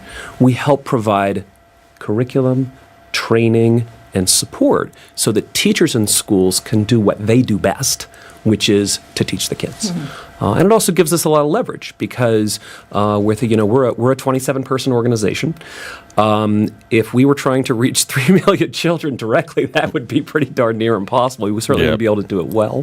But instead, we reach the 15,000 schools, and they have, hundreds of thousands of teachers, and those hundreds of thousands of teachers together reach the 3 million children. And so that's our model. Fantastic. Why? Or, I guess it's then for both of you, if we look at the progression of education, and if you want to use Kenya as an example, physical activity is all bundled under PE as a course, right? Yes. Part of a unit that you take. But usually it's half an hour in the field to whatever it is that you want to do. And it's not really focusing on, physical activity. So where does all of this come in? Are we talking about bringing it back? Are we talking about looking at the importance of it? Or are we talking about then enhancing what already exists and making sure that the physical activity component is then part of this unit, as it were? To respond to that is that there's a gap when it comes to promoting physical activity, especially in schools. In the past, physical activity used to be used as a form of punishment. For example, when a kid does something wrong or is dozing in class, the teacher will tell you, go and run. So when other kids see this kid, this learner running outside the class, they'll understand that this kid is being punished. So there is that negative perception when it comes to physical activity. So as an organization, we've realized that there's a gap when it comes to teachers and promoting physical activity in school. It will either not happen, or if it happens, it's not being done well. And that's why we feel that teachers need skills transfer in terms of empowering them with knowledge and information on how to make PE and physical activity interesting. So we need to start by encouraging teachers, and also for teachers to understand the importance of physical activity, especially when it comes to health promotion, because kids go for PE, teachers go for PE, but they do not understand the relationship between physical activity and health, and especially when it comes to prevention of non-communicable diseases. And that's the gap that we are coming to fill in as an organization. When you say it's a gap, Moses, what exactly do you mean? Are you saying that the teachers who come out of teacher training schools and universities do not understand the importance of PE? I said that they need refresher courses, and they need to be given more skills, because when teachers leave, for example, those who left teacher training college maybe 10 years ago, and we need to improve in terms of what kind of activities are we giving children nowadays. For example, even if you look at, let me give an example like traditional churches, when you used to go to Sunday school, used to sing like old songs, like for example, people used to sing Moto Umeo Akaleo. So if you take your kid to such like a church where people sing traditional songs, your kid will not be interested. So it means that we need to make PE very interesting, fun, and that's why Catch is coming in to make sure that PE is enjoyable when it comes to young people. Give an example of something that's a physical activity or a PE that's outdated. What is it? Like doing somersaults on tires, like just running. It's time for PE. Go to the field, start running. It's outdated. Why is it outdated that it doesn't work? It works, but it needs to be more enjoyable. It needs to be more fun. We need more ideas. We need more activities. We can't be doing one thing all the time. I actually want to understand how running can be fun, and that's why we need to make it interesting. Let me just, you're asking a lot of great how questions, but let me just take a step back and talk about the why for a moment, because there are a lot of, I think, obvious benefits to physical activity, right? It can help us, helps our bodies, right? It can help us lose weight. It can help us gain strength, cardiovascular strength, avoid heart disease. So I think a lot of people know about these benefits. However, there are also a number of benefits that are not so obvious. One of them is better physical activity leads to better academic performance in schools. Brain function. Yes. There's a lot of evidence, an ever-growing amount of evidence that shows that especially when you improve your aerobic capacity, okay? When you improve your aerobic capacity, your brain, which runs on oxygen, is getting more oxygen. You have better academic behaviors. You have better memory and concentration. You have better standardized test scores, right? You have better graduation rates. You also have better secondary behaviors like better attendance, better discipline. So all of these things contribute to a better environment for learning. This is why we need physical activity in schools. And this is why schools have it. It's not because, necessarily the kids will be healthier 30 years from now. It's because they'll perform better right now. 30 minutes from now, we can get up in the morning and you work out and you feel great. And we all know that we can perform better and learn better. So why don't we do this for the children? A second benefit of physical activity is for mental health, right? There's also an increasing amount of research that's showing that physical activity is better than any pill for depression and anxiety. Child and teen mental health is a worldwide concern now. So this is another reason physical activity should be on the table. And the third thing, and this is part of our mission as a foundation, is physical activity is a great part of health equity and social equity, including women and girl empowerment. Okay, but all those things only work if the physical activity program is vigorous and it is inclusive. Okay, that is how we get the benefits. So when we talk about, okay, what's wrong? What's the gap? We look at really two things. Number one, when we have physical activity time, our children actually being active, right? Or are they standing in a field stretching? Or are they sitting down and, talking and doing their nails or whatever, okay? So we have to look at whether there's a sufficient amount of vigorousness, and this is a major metric. I don't know if we want to talk about kind of how we measure our results and all that today, but I'll preview it by saying that's one of them, right? How vigorous is the physical? If we're going to have an hour math class, we want to make sure we're learning math. Yeah. If we're going to have an hour physical activity class, we want to make sure we're doing vigorous activity. And the second thing is it must be inclusive. So again, when we talk about what are the gaps, how is it outdated, we have to look at not, are we producing one great runner? That's athletics, is producing a small number of great performers.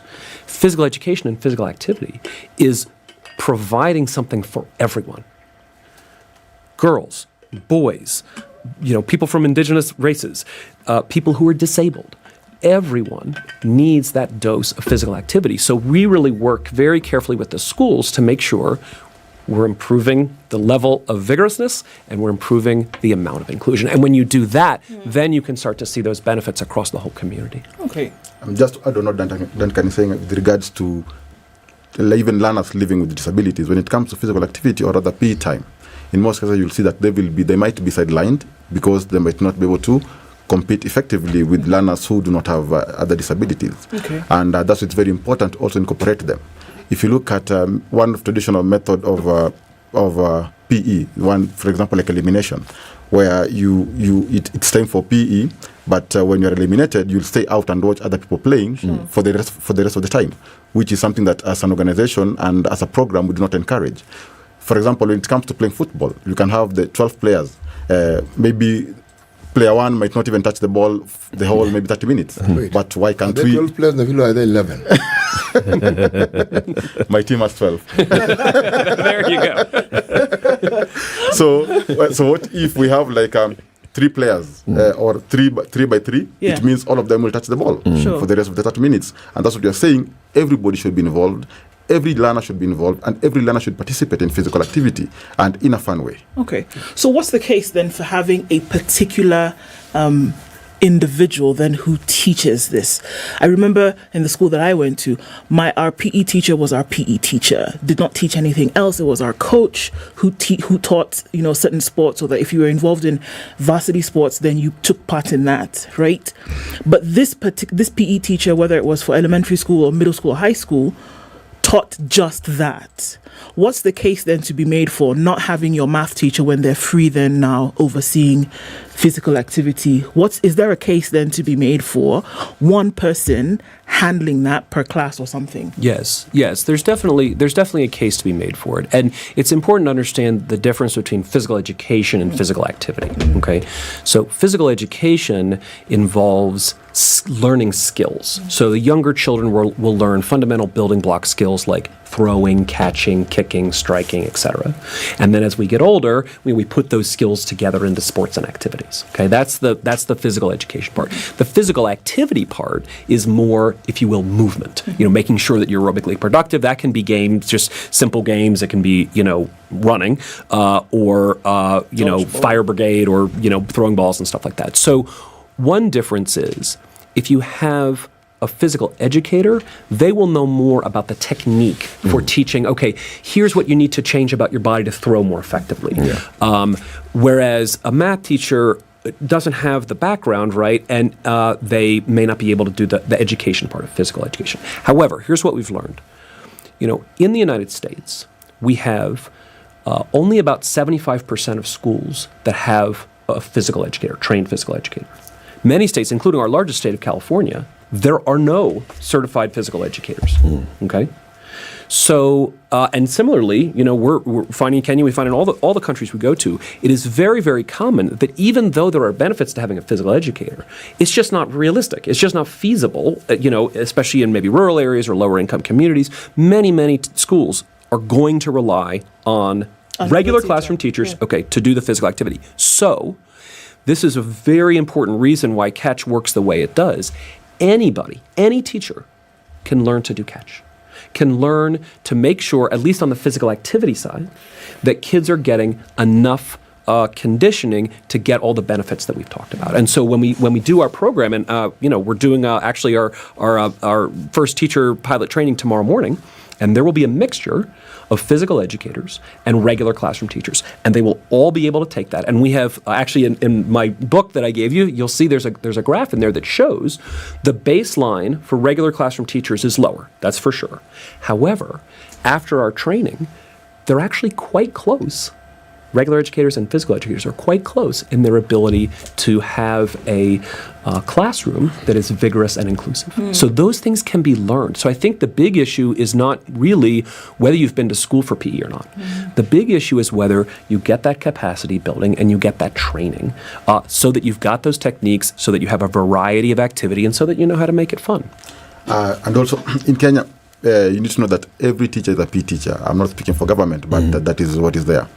Every teacher who goes through Teacher Service Commission is trained on PE, and that's why every classroom teacher is supposed to be a PE teacher.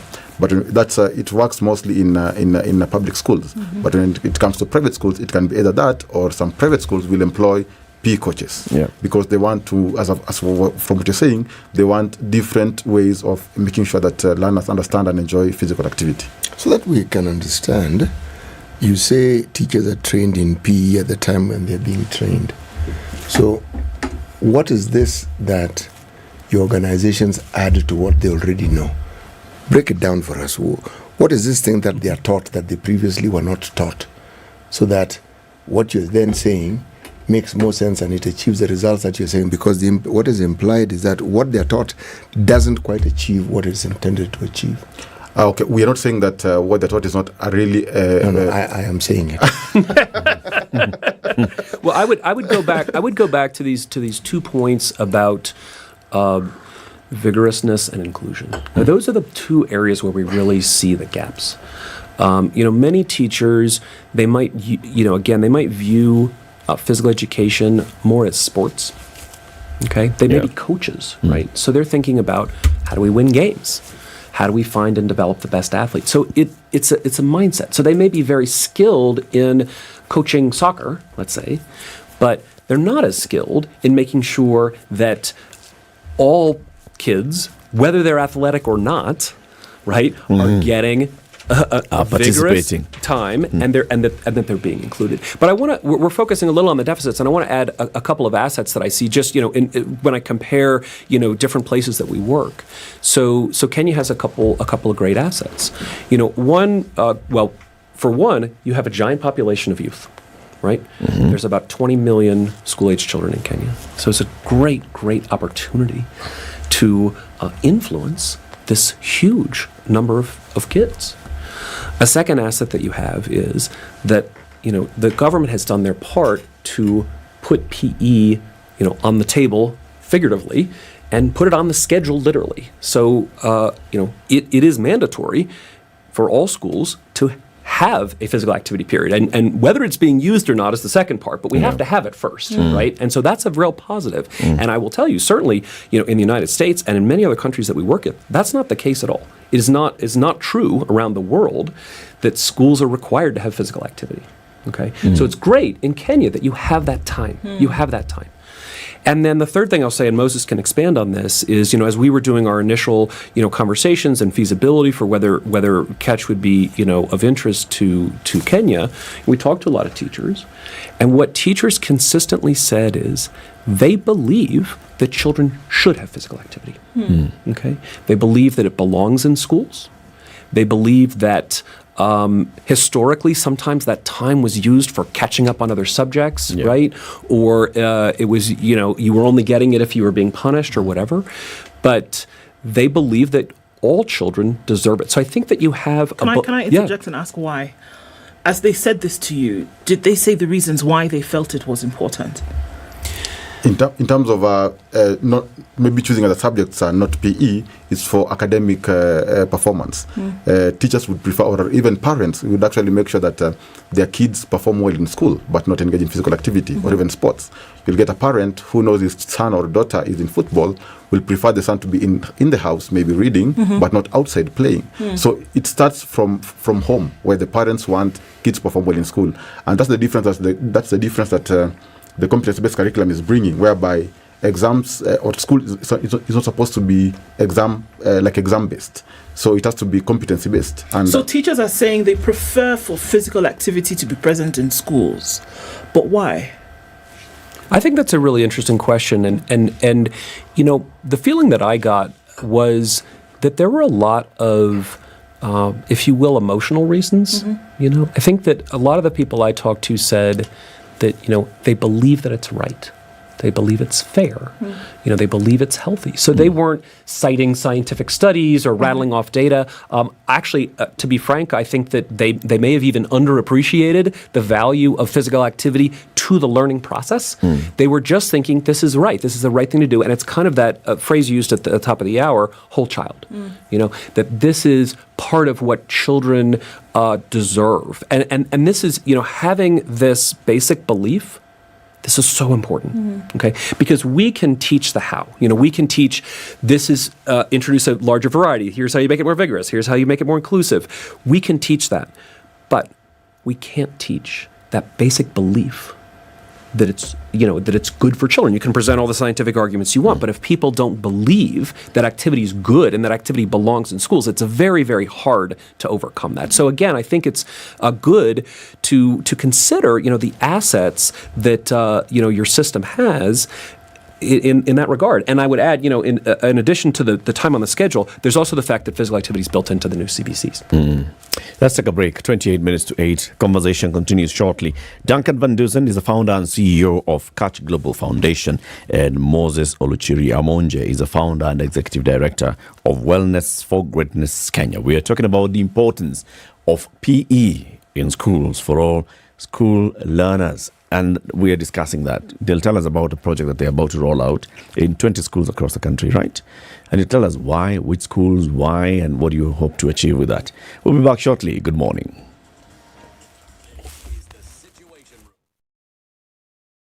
This is the Situation Room, the only way to start your day.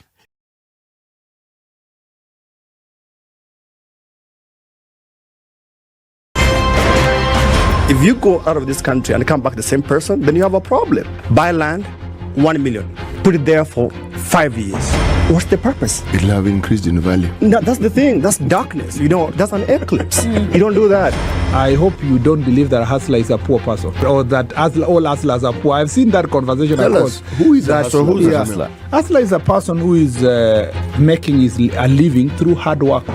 Corruption in Kenya is a political accusation. The people who are actually corrupt are not pointed fingers at. Kenya is not free. Kenya imeshikwa na mateka. It's under siege. Have you seen that lodge on Nyeri Road? Very high fence. You can't even Windows sleep inside. up near the ceiling. Yes. And if you walk there at midnight, you see bats the size of cows. And when it rains, it doesn't rain on that building. Yes. When you're at All Saints and it's raining, it doesn't rain on that building. The things people will believe. All right, looking at cloudy conditions in Nairobi, sprinkling at some point, highs of 20 and lows of 15. At 16, it's cloudy in Nakuru, highs of 21 and lows of 15, and we'll see highs of 21 in Nyeri, where it's cloudy at 16. It's 14 and cloudy in Eldoret, highs of 19 and lows of 13. Rain showers now pounding in Mombasa at 25, highs of 29, and we'll see highs of 29 as well in a rainy Malindi at 25. It's cloudy at 18 in Kisumu, highs of 24 and lows of 18, and we'll see highs of 25 in a cloudy Kakamega at 18. It's cloudy at 19 in Kampala, highs of 22 and lows of 17, and cloudy at 25 in Dar es Salaam, going to highs of 30 and lows of 24. Johannesburg is cloudy at 14, highs of 22 and lows of 13, and we'll see lows of 26 in a partly cloudy Lagos. At 24, it's cloudy in Kinshasa. It'll go to highs of 31 and lows of 23.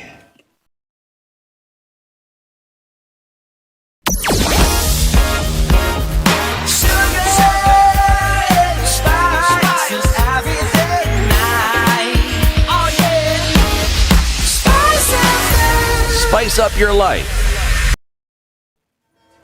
All right, so not having too much of an issue with that at all today. A little bit here and there in the city centre, but nothing to be worried about, really. Folks are at home. The rain is coming down, so we'll see a lot of inactivity, is there such a thing, on the roads today. Still, again, on the northern bypass, just a little bit of that inbound as you try to get out towards Ridgeways. But that's what it looks like talk to us through the morning. What may be going on where you are? Spice FM KE on Twitter.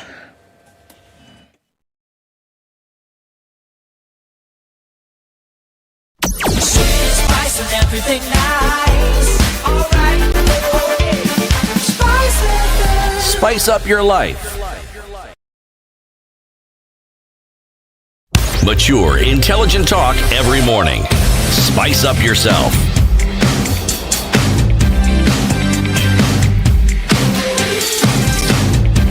All right. Mornings. 4 minutes to 8. The conversation continues with Moses and Duncan, and we are looking at what the importance of PE is and why. You told us the why. Now you tell us the how. So you rolling out a Catch PE in some 20 Kenyan schools. What exactly is that? What schools? Where are they? And what will you be doing? Yeah, great. Let me just make a couple background points about how we generally structure these projects, and then Moses will tell you the details of this one. So, Catch, as I mentioned, we're a global foundation. We have a program that's been scientifically developed over 35 years, and we've seen it work in many, many places, but it doesn't work exactly the same way. So when we start working in a new area, we have a couple of principles that we use. The first principle is local empowerment. Okay, so first of all, we never go anywhere without being invited. As Moses will tell you, I didn't call him; he called me, so to speak. So we want to make sure that the community wants this information and materials. Okay, so that's the first thing, is local empowerment. And so everything that happens in Kenya happens through Wellness for Greatness. Okay, this is the Kenya head of Catch. This is our Catch Kenya partner. Okay, and that of course extends to, as we start working in schools, as you'll hear, the 20 schools that we're piloting are all in Nairobi County. As we hopefully someday roll out to other areas of the country, we will empower those communities to do things in the way and adapt things to the way that they do it. The second principle that's very, very important is we're collaborative. So even, Moses, Wellness for Greatness, does not try to act alone, right? Acting in concert with other partners, both governmental and non-governmental, philanthropists, et cetera. Again, Moses will tell you about the detail, but it's very, very important to understand the power of that coalition, okay? And then the third principle is there has to be some adaptation of the materials, right? So we have, a great library of physical activities, right, that we've developed, over the years. When we come to work in a new place, we try to understand the basic conditions that we're dealing with. How much space, how much equipment, what kinds of activities are, culturally appropriate, right? And so we'll curate the activity library for a certain place. And then we start working with our local partners. We look at, what are the national teaching standards, in this case, the CBC, and do, several rounds of review to make sure that the language is right and the activities are right and all that. So there's a whole process of adaptation. So those are the three principles that underlie every one of our projects: local empowerment, collaboration with community coalitions, and, adaptation of materials. Yeah, so with regards to the schools that we're currently working with, is that, in Kenya we have public and private schools. At the moment, we are piloting in 20 private schools. We are working with the Kenya Private School Association, and they've really supported the program, and they're really keen on us rolling out the program in the schools. So when it comes to private school, again, it has to go through government and through Teacher Service Commission. When it comes to Catch, as Duncan has said, we train teachers. So for public schools, we have to train teachers through the Teacher Service Commission, which is a process that's ongoing. And we currently have an MOU with the Ministry of Education through the KICD, Kenya Institute of Curriculum Development. So when it comes to private schools, we're working with the teachers who are paid by the private school owners. So they've accepted for us to work with them at the moment, and we're piloting it in 20 schools. And we have 4 teachers per school, and it will be approximately 120 teachers. So we've already done a test to see how PE is working now before Catch, and after Catch, after 2 or 3 months, we again go back to the schools to see how Catch is being implemented and if it's making a difference. Yeah. Let me add on to just a little bit more detail on the test. So we use a system which is called SOFIT. And that stands for System for Observation of Fitness Instruction Time. And again, we've used this all over the world. What SOFIT does is it is a measure which combines these 2 points that I made earlier. How vigorous is the activity and how inclusive is the activity? Okay, so you're looking at all the children in the classroom at random intervals. Are you sitting, standing, walking, or running? Okay, and that's measuring the activity. So as Moses said, before we conduct any training, before we doing this, we do a baseline, right? So we've completed that baseline. And after we usually wait about a month after the training, because we want to make sure if you go the next day after training, everyone remembers and they're doing what you taught them, right? You have to wait and see, is this sticking? Is it sustainable? So we go back in about a month and we do the test again. And by August or so, by the next school break, we hope to have some results. So be happy to come back on your program and share the results of this test. But it's usually quite revealing to see the difference that can be made. We've talked a couple of times about the gaps, right? This is a great way of measuring how big is the gap and are we able to help close it. When you said that you now roll it out in those schools, 4 teachers per school and all, is there any minimum requirement for a school? Like the size of the playground, the number of hours or minutes that a PE lesson is going to last, or anything? The beautiful thing with the competency-based curriculum is that it has made PE to be compulsory, and in schools, PE is actually on a daily basis. So long as you're a school in Kenya and you're undertaking the competence-based curriculum, or even if it is an international school, you can take up catch. And the fact that you see, it's also about awareness creation. We create awareness, whether it is happening. We create awareness on the importance, and then we come to your school and we tell you more about the program and how it can be implemented. The good thing also about catch is that it can still work in a class environment. It doesn't have to be like you don't need a field or an open space to do catch. Even in the classroom environment, it can still work very well. So what exactly do you then do? Give us an example of 1 week working in one of the schools. What is it that you will be teaching the teachers that adds, like you said, it's empowering the community, is empowering the teachers? What exactly will you be teaching them? Well, it's important to clarify. So we don't go into the schools and teach the kids. What we're really doing is training the teachers in a system. Okay. Right? So let me go back just 1 point earlier to your question about requirements for a school, because there is another key requirement, and that is the school director must sign off. Okay, this is not just voluntary for teachers to come. Okay, we want to make sure that we have the administrative support from the head teacher or school director. Okay. At what point do they sign off? Well, it's usually a matter of weeks before the training. So they sign off before the training? They sign off before the training, absolutely. But how are they signing off before the training when they have not known the impact of the training? Well, that's a great question. And this is why we're very, very disciplined about doing the pilot. So it's always hard to recruit the first few schools, right? Amazingly, though, when we everything came together to do the training this time around, we were able to recruit the schools quite quickly, and I think that's mostly because of the reputation of the program, the results we've been able to get in other countries, and the fact that we're aligned with the CBC. So they know that this program has been reviewed, right?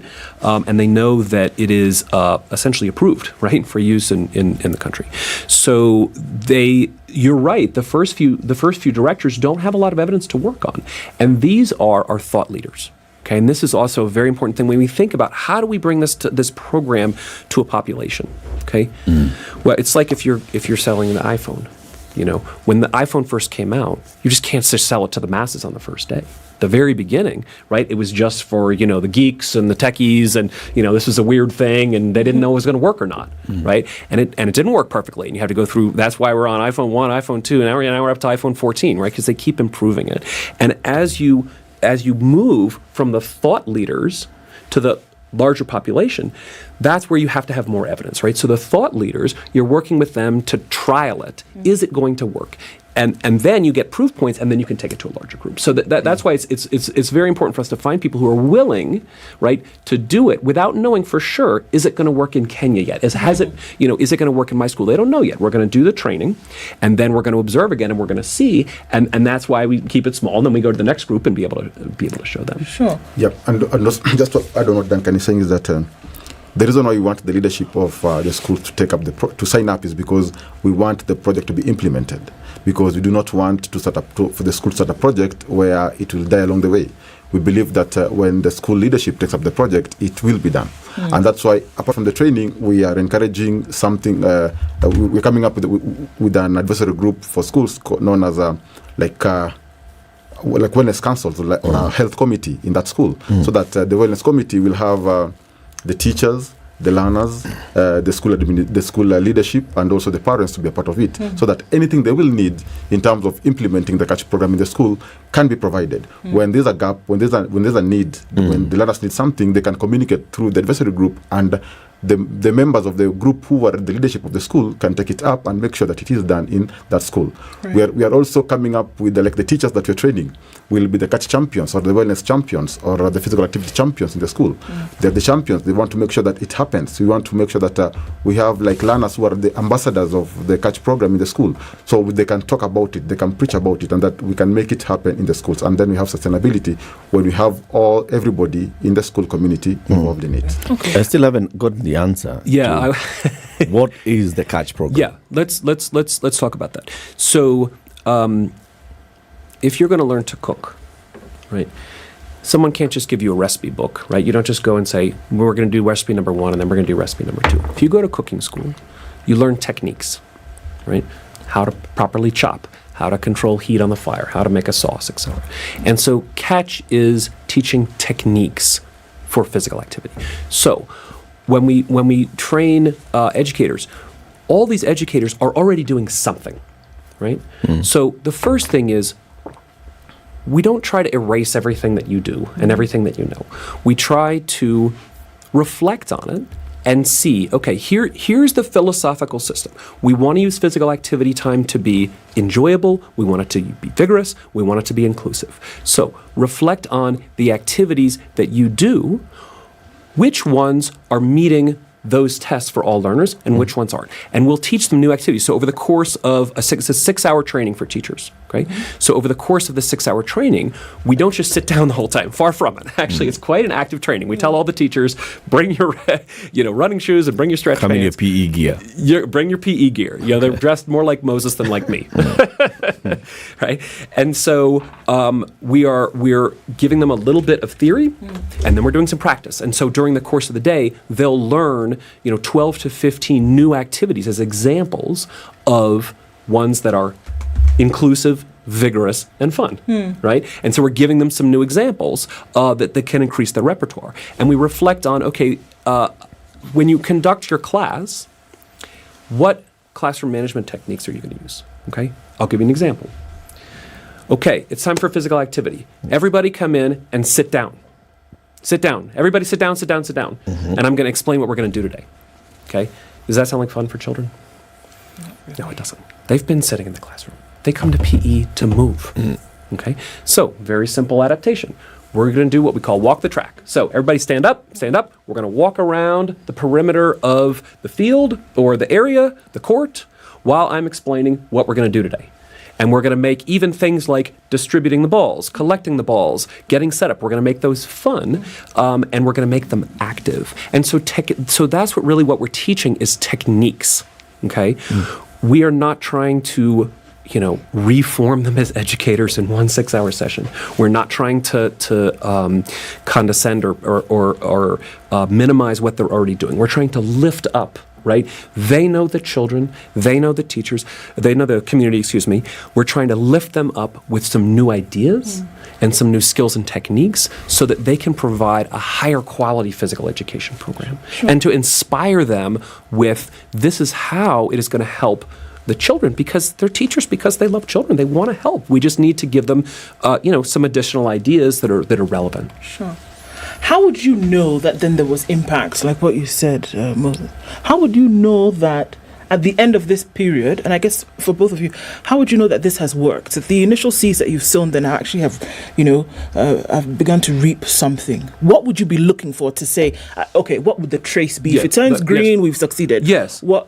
yeah, that's a great question. And we feel that the most objective measure of that is the SOFIT. The SOFIT test. And part of the reason the SOFIT is so helpful is because it's entirely observational. It's not a survey. We're not we're not relying on people saying, "Oh yes, we did better," right? We're actually going and measuring quantitatively, is it more vigorous and is it more inclusive? And so we can do that. We usually do that, like I said, after about a month. We could do that several times if we want to get, multiple time periods. Another thing that we do, and what we've been doing this week actually, is training trainers and observers who can go into the schools and provide coaching, right? And so they can look at, how effective are we being in those teaching cues? How are we doing on the classroom management techniques? Are we giving clear signals? And so, for example, if you're teaching an activity and you explain the activity and you say, let's go, and most of the children are not getting it, they don't understand where they're supposed to go, or it's not going well, you stop and reframe it and explain it. However, if you explain it and most of the children are doing it, but there's a couple that don't get it, you don't stop the whole class for a couple that don't seem to, you redirect a couple of children rather than saying everybody stop. So there's little things like that they may not have been taught in school as techniques, right? Or the other thing is they may have gone to school a long time ago.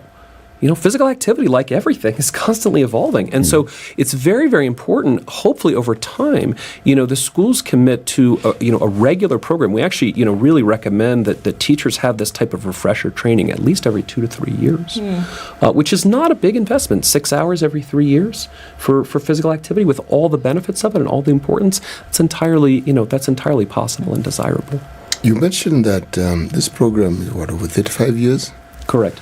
And it's scientific. What scientific processes have you used to come up with what you would say works? Yeah. Well, that's a great question. So one of the things that has been very, very important is the use of behavioral theory. Okay, so I'll give a couple examples. I hope I won't bore your listeners too much with lingo. One of the main theories that we use is social cognitive theory. And the basic principle behind social cognitive theory is that children, all of us really, learn by observation. Okay? This is role modeling. Okay? So if we want to change a behavior, because we're really talking about, changing the behavior of teachers and ultimately changing the behavior of students. If we want to change a behavior, we have to model it. We can't just say it, right? And we all know this as parents, as teachers, etc. You can't just say it. You have to show it. You have to do it. So social cognitive theory is, a very important basis. And another principle of social cognitive theory is, and this is, I think, one of the things that really makes Catch different from a lot of health education programs is knowledge is important, but a small part of the equation. Okay, so. Do we all know that physical activity is good? Do we all know that eating fruits and vegetables is good? Yes. Do we all know that avoiding alcohol and tobacco is good? Yes, we all know that. It's pretty easy to teach the knowledge. Does that knowledge translate to behavior? Not necessarily. Exactly. So what we have to think about, when we think about math education, we're talking about facts and knowledge. When we think about history education, we're talking about facts and knowledge. When we think about health education, we have to go beyond knowledge to behavior. So we're saying that with math and science, for example, if you apply a formula, A squared plus B squared is C squared. You know that if you apply the formula, you will get the answer. You're guaranteed. Correct. But we're saying in this case, this is the formula. Until we actually play it out, and because we're dealing with human beings and seeing somebody's coming from a whole history of experiences, somebody feels a certain type of way on a certain day, that even if you apply said formula, you might have to tweak it a little bit for it to work. And we're saying that by nature of human beings, then those who are in an instructive position have to then be able to see what's going on with individuals in the group and then tweak things. And to think more in terms of the group than the individual, because a math can be learned by an individual. Health is a social behavior, right? So we can provide the knowledge to every individual in the group, but then we have to have group structures right? Information environment. We have to have a social environment. We have to have positive reinforcement. So, for example, if you know that eating certain types of food is healthy, right, but you go into the head teacher's office and there's a big bowl of candy, what message is that sending the children? Candy's good. Okay, we have to have a nice bowl of apples, right? And show children, oh, apples are delicious. We're not giving you candy as a treat. We're giving you apples as a treat. So what we've done with social cognitive theory is to really help not just look at the unit of measure is not the child, right? The unit of measure is really the school, okay, and by extension the community, and you're trying to create a positive environment. The other big health behavior theory principle that we use, and I alluded to it earlier, is called diffusion of innovations. And that's the process by which we can't just tell everybody about it at once, okay? We have to find the approximately 1/6 of the population that is thought leaders, the kind of people who come on the show, right? You have to find people who are thinking ahead and who inspire others. Now, when we go into a school, how do we find the thought leaders? Is it the person with the biggest title? Not necessarily. Is it the oldest person? Not necessarily. We have to look and see whose words are listened to. Right? Who inspires other people? Who is willing to be the trier of ideas first? And so you can ask that question. Say, who do you get your ideas from? And we have to remember, some people are thought leaders when it comes to books. Some people are thought leaders when it comes to music. Some people are thought leaders when it comes to fashion. And delinquents. That's right. So we need to find the thought leaders of ideas and say, okay, and this is what we do when we recruit the first group of schools. Who's willing to go first? Volunteers only. We are not going to try to convince anybody. If you don't see the benefit of it and you want to see the results, great. We'll come back to you next year when we have the results. Now we're going with thought leaders. Okay. Let me ask this question. When you say the principals sign off on it, what are they signing off on? You've explained a bit of it, but is there a cost element to it? Yes, that's a great question. Moses, do you want to talk about that? Yes, for the pilot, it is fully funded by Catch Global Foundation. There's no cost element in it. And when it comes to public schools, the plan is that we are working with the organizations that will support us to roll out the program in public schools. For private schools, we are working with the Kenya Private School Association to see how well we can be able to come up with a cost for us to train the teachers, because we shall be going around the country and there's a cost associated with it.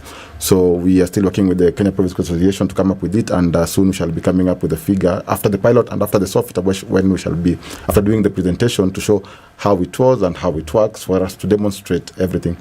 So when it comes to, again, to public schools, we are working with them. We have a program called Adopt a School. Adopt a School is we're reaching out to organizations, like many organizations that might want to support prevention and management of non-communicable diseases, to promote catch and ensure that catch is implemented in these schools. We are also looking at even old boys and old girls of different schools who can be able to support the learners who are in the schools that they were in, to ensure that we have catch in the school. So that is how we're looking at it. So you're saying for public schools, there really is no money attached to them signing up? There is no money attached to it, yes. Okay, but for private schools, you're still working on modalities of how to come up with a figure. Yes. Now, Ndu had asked a question, and I'd like to ask it again. How will you then know that you have been successful? What will you see? What will happen when the thing that you look at with the schools who've signed up, through the pilot, how will you then know that this program has been successful in this school? Yeah, well, that's a great question, and here's how I would answer it. There are two kinds of data. There are numbers and there are stories. And so a successful pilot will have both. We're working on measuring the numbers before and after, okay? And then we ask for stories. So we will go to the schools. Ultimately, the question is not whether we think it's working. The question is whether the schools think it's working. So we ask the schools, how is it going? do the teachers like it? Do the kids like it? And there's a very strong, as I mentioned, health is a social behavior. So if the school believes, yes, these new activities, these ideas, these techniques are having an impact, then there you go. And we hear stories all the time about, kids who were used to, sit on their own during physical activity time, and now they have found a game that they like. We always used to play basketball. This kids didn't like basketball. Now we've had some new games, and the kids are getting engaged. So that's how you're going to measure it. Data, numbers, and stories. Thank you very much. Duncan Van Dusen, founder and CEO of Catch Global Foundation, and Moses Oluchiri, founder and executive director of Wellness for Greatness Kenya, our guests this morning. Keep it here for more. The news, it's 8 a.m.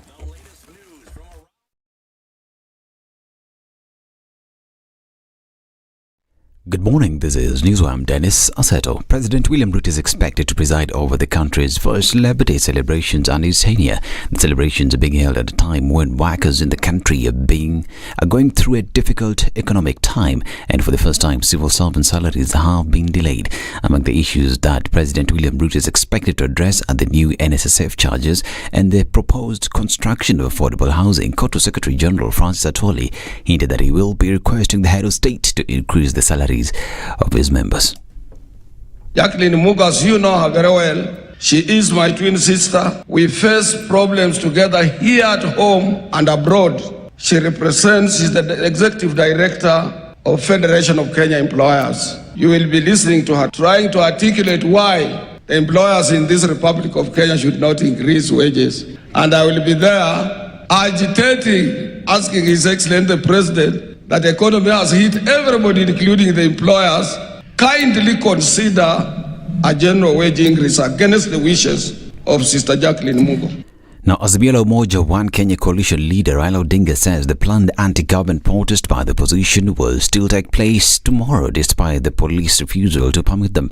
Through a statement, Odinga maintained that the opposition is exercising their constitutional right to assemble, demonstrate, picket and present petitions to public authorities peaceably and unarmed. As a result, he announced that they shall present their petitions to 4 government offices on the D-Day in an effort to pressure President William Ruto's administration to heed to their demands. The 4 offices include the IEBC, the Office of the President, the National Treasury and the Public Service Commission. To IEBC, the coalition will present a petition showing that the election results were doctored and demand an audit of the service. These as police officers have been deployed to block supporters of Azimio who will come out to protest in Nairobi tomorrow. This is according to Nairobi County Police Commander Adamson Bungei, who has maintained that the demonstration by Azimio will not be permitted.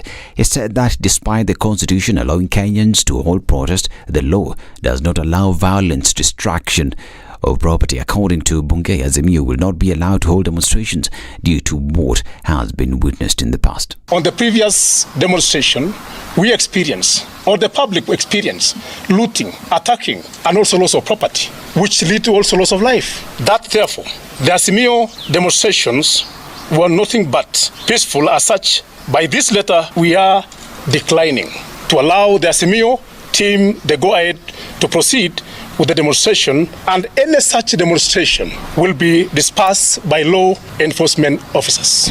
It says that this is to assure Kenyans of their safety and that of their property. So this therefore indicates very clearly to the Kenyans of goodwill that there will be no demonstration within the city of Nairobi because we are guided by the law. And as I put it very clear, as per Section 5 of the same Article 37, we must ensure that Kenyans are safe. And if the requirements or the applications of the so-called team does not meet the thresholds of the same, then therefore the mandate of the police, it is to regulate, it is to control, and to ensure that Kenyans are safe. At the same time, their properties are secure. Now, police in Garissa are holding 4 armed male suspects, 4 IMs, 4 firearms, 19 rifle magazines, about 500 rounds of ammunition, and several mobile phones nabbed during their arrest at Nuno, Garissa County. The arrest and recovery follow action taken by National Police Service officers from Garissa Police Station in collaboration with the Border Police Unit, which led to the interception of a white vehicle in Nuno area with 4 male occupants. During the arrest, all 4 were donning military gear. each armed with an AK-47 rifle and with hundreds of ammunition. Also recovered were a balaclava, a ballistic helmet, a knife, and a machete. The motor vehicle is currently detained, and the four are awaiting arraignment in court as investigations continue. And 9 dope sheep that was stolen from President Uhuru Kenyatta's family-owned Northland farm over a month ago have been found in Mugutha area, Juja sub-county. The animals, which looked feeble and hungry, were found at a palatial home during a police raid on illicit brews. Juja sub-county Police Commander Phyllis Muthoni had to first feed them using green leaves from trees in the compound before the former first family was alerted. And hundreds of family in Nyando sub-county in Kisumu were forced to spend the night in the cold following flash floods which swept through their homes after River Nyando broke its banks following a heavy downpour. According to the affected families, the water marooned their homes at 2 a.m., making it difficult for them to salvage their items. This is News Wire. I'm Dennis Aseto. Good morning.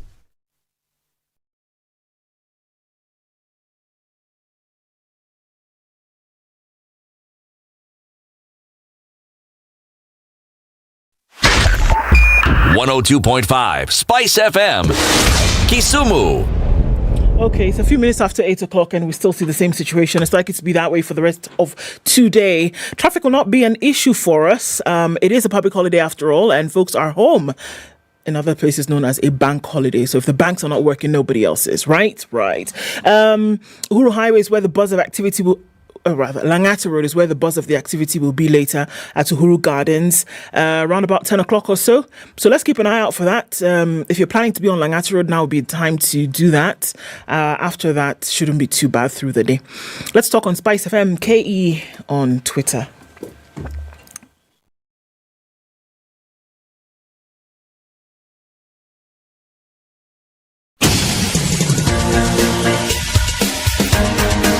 This is The Situation Room, the home of hard-hitting political commentary and penetrating insights about the state of the nation.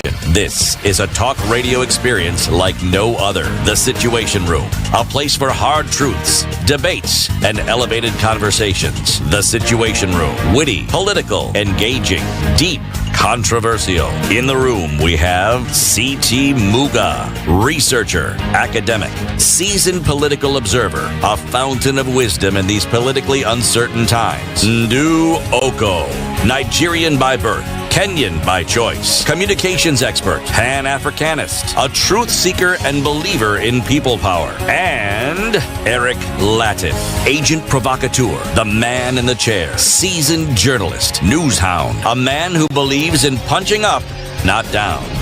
It's 7 minutes after 8. Good morning and welcome to the only start way of to the Situation Room. Happy Labor Day, wherever you're tuned in from this morning, whether in the country or outside the country. It's the first day of May 2023. Quarter 2 is on to its second month. And just like that, we'll be done. Okay? This is the final quarter of the financial year. Just like that, the financial year is done and we have a new one starting. We are now going to have a conversation about labor and workforce. You know, every time we have a Labor Day, the one thing that you hear is that workers are waiting to hear whether there's going to be an increase to the minimum wage. This year, the headlines are big. Legal hitch dims workers' hopes of Ruto raising pay. Because there was no minimum wages council that discusses and proposes to the president the minimum wage, there's all likelihood that the president may not announce anything about minimum wage today. Okay, so what is this minimum wage and does it help in this country? Does it work? That's why now we are joined by two workers. One is Brother Isaac Andabwa. He's the National General Secretary of the National Private Security Workers Union, and he's here with his employer. Frederick Isiaho Kamonya is a guard and a member of the union, and he works for KK. Good morning, gentlemen. Morning, of viewers. Karibuni sana to Kenya's biggest conversation. Happy Labor Day. Happy Labor Day to you too. Brother Isaac, you've been here before. Yes. Frederick is the one who hasn't been here before. Karibu sana, Frederick. Thank you so much. We call that the hot seat of Kenya's biggest conversation. You make yourself comfortable and enjoy. To welcome you, C.T. Muga has the day's proverb. Yes, our proverbs for the whole of this week come from the country of Togo. Mm-hmm. Togo is one of the smallest countries on this continent. This is the beauty of a country. To be a country, you don't need to be big. You just need to be a country, and you're a country. Yes, so whether you're the third largest, third smallest, doesn't really matter. You're a country, and your people are the citizens of your country. Yes. The proverb is as follows: it is better to walk than to curse the road. It is better to walk than to curse the road. Yes. It's better to walk than to curse it. Yes, you are on the road, you are walking, okay? If the road is muddy, it's still the road. If the road is rocky, it's still the road. If there are many bends and curves, it's still the road. If it's straight, stop complaining. Why is this road so straight? Walk. Isaac, what do you think the Togolese were saying in this proverb? What's your interpretation of it? I think I can relate it to what somebody told me yesterday, that it's good to have a bad government than to have none. So that you don't complain that this is a bad government. Maybe if you can make a comparison to Sudan, what is happening there, you see now people in Sudan are having a lot of problems because they have none government. So that is what my brother is talking about. Okay. Yeah. Work with the government. Stop complaining. Frederick, what's your interpretation? I think it's quite clear that despite all the challenges we are facing in the country as a with the current government, and also the high cost of life or rather living, all in all, we have to ensure that we just have to work and live and move on with the situation, because the situation should not make us get stuck. What is there is that as we encounter these hard circumstances, that's the right time to strategize on how to move on with the situation and achieve what we have to as a whole, and that is life. So time to face the challenges. Yeah. Okay. Now, our conversation today is with regards to, of course, what we expect every Labor Day, the issue of minimum wage. First of all, Isaac, for many people who don't understand, what is minimum wage and why is it so important? Why is it that all unionists wait for this Labor Day, for this major announcement to be made? I think according to my interpretation of the minimum wage, is that which the government gives to the lowly paid worker in a particular country in order to cushion them from that skyrocketing bargaining power of commodities and services. And also for us as trade unions or labor leaders, the minimum wage gives a room, the basic on how to engage on other terms and conditions of employment, like collective bargaining agreement. That is an entry point. Without the minimum wage, and then it becomes a very serious challenge to any union to negotiate a collective bargaining agreement. So in summary, minimum wage is a guideline, and at the same time there are people who don't belong to any union. It protects the workers,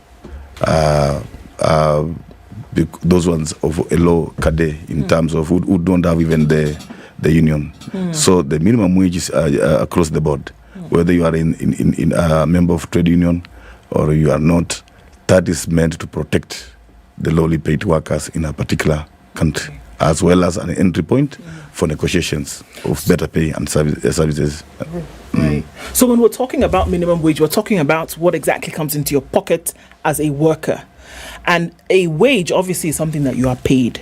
Yeah. So we're saying at the barest minimum, whatever it is that you do, the work that you do, the barest minimum set by a country is said amount. I believe in Kenya it is 14,800 and something, just about 15,000. It's around 15,000. Yes. 100 something. Yes, something there, right? Yeah. So what we're saying essentially is that at the minimum in Kenya, this is what you should earn.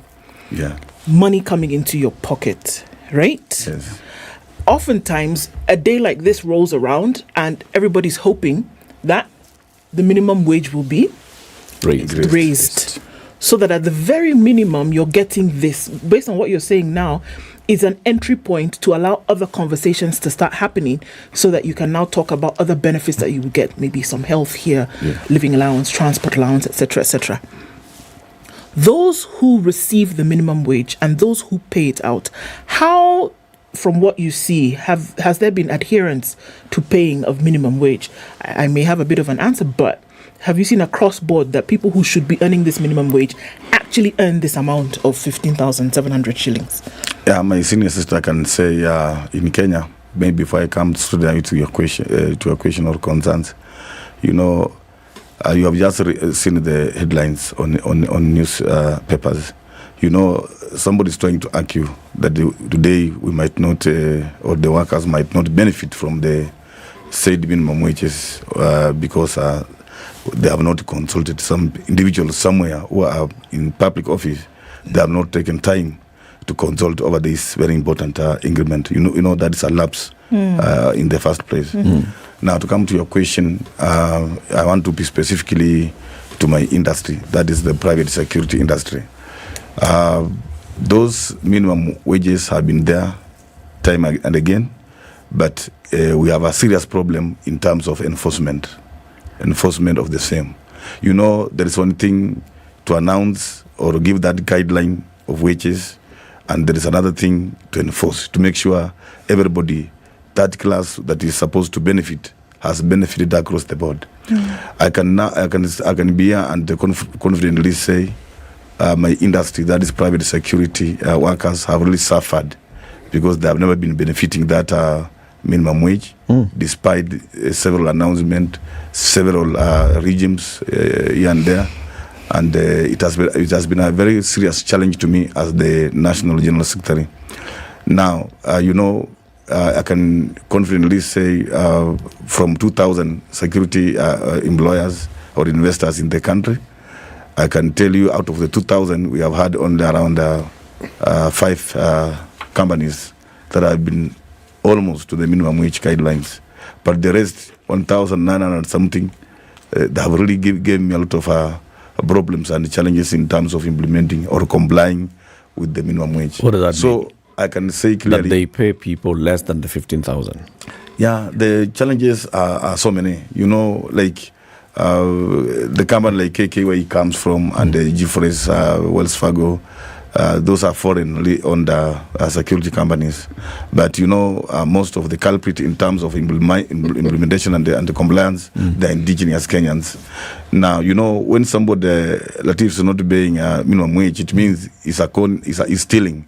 From not only the worker, he's also stealing from the government, because the threshold of paying KRA is something above 13,000, and you know the policy governing the KRA, you cannot be taxed when you are paying less than 13. So most of the employers in this industry, they have been evading the KRA, NSSF, NHF, etc. They pay below that which the government requires to attract the taxation. So according to me, there is a lot that we need to do as Kenyans and even the government itself, because the government cannot always every year talking about minimum wage and nobody is trying to enforce the same from same government. Now, if the government cannot enforce its own law in terms of compliance of minimum wage, now what do we expect from the same government? Therefore, I want to answer my sister and say we have achieved, despite the fact we have had these minimum wages year in, year out, we have not actually benefited from those minimum wage. Because if we can get an average of 5 companies from 2,000, then you can see where my members are, you see, in terms of that minimum wage compliance. 5 companies out of 2,000 have complied with paying each of the employees the minimum wage at the least. Out of the 2,000 registered companies that are operating in this country, less than 6 are the ones who are complying. And you know the government is there. The officers of the government are there. They're the ones who enforce the minimum wage, and they're doing nothing. So they have left many members in the industry, like in the private security, still suffering. Even I was having an argument, and I think again I also want to come up with another issue observation.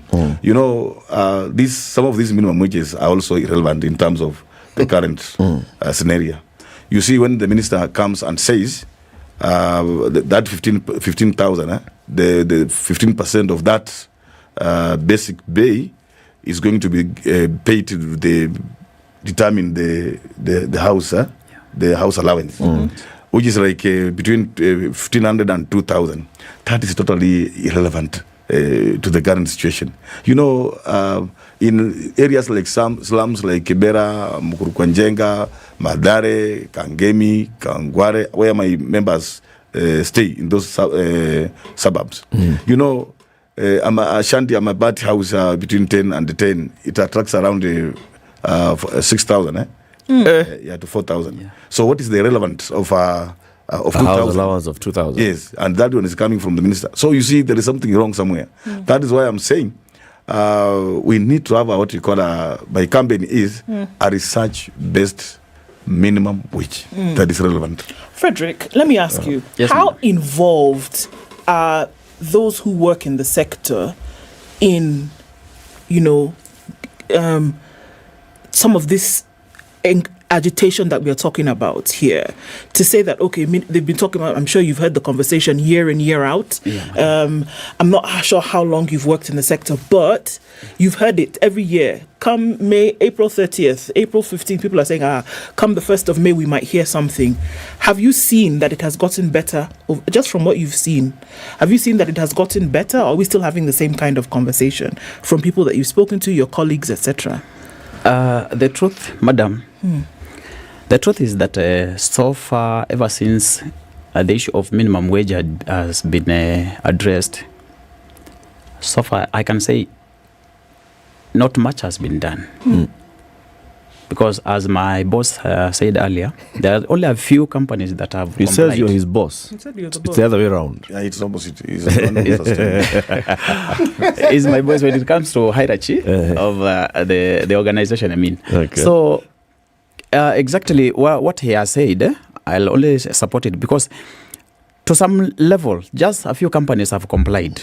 That's for instance, the one I'm working for, KK, and other companies like G4S, Wells Fargo, they are the only ones that have complied. And you can see they are foreign-owned companies. But our local companies that are the ones to support the Kenyans at large, they have not complied. I can assure you, I've not seen anything positive on that issue of minimum wage. And do folks talk about these things, or are folks afraid of losing their job so they don't bring up the issue?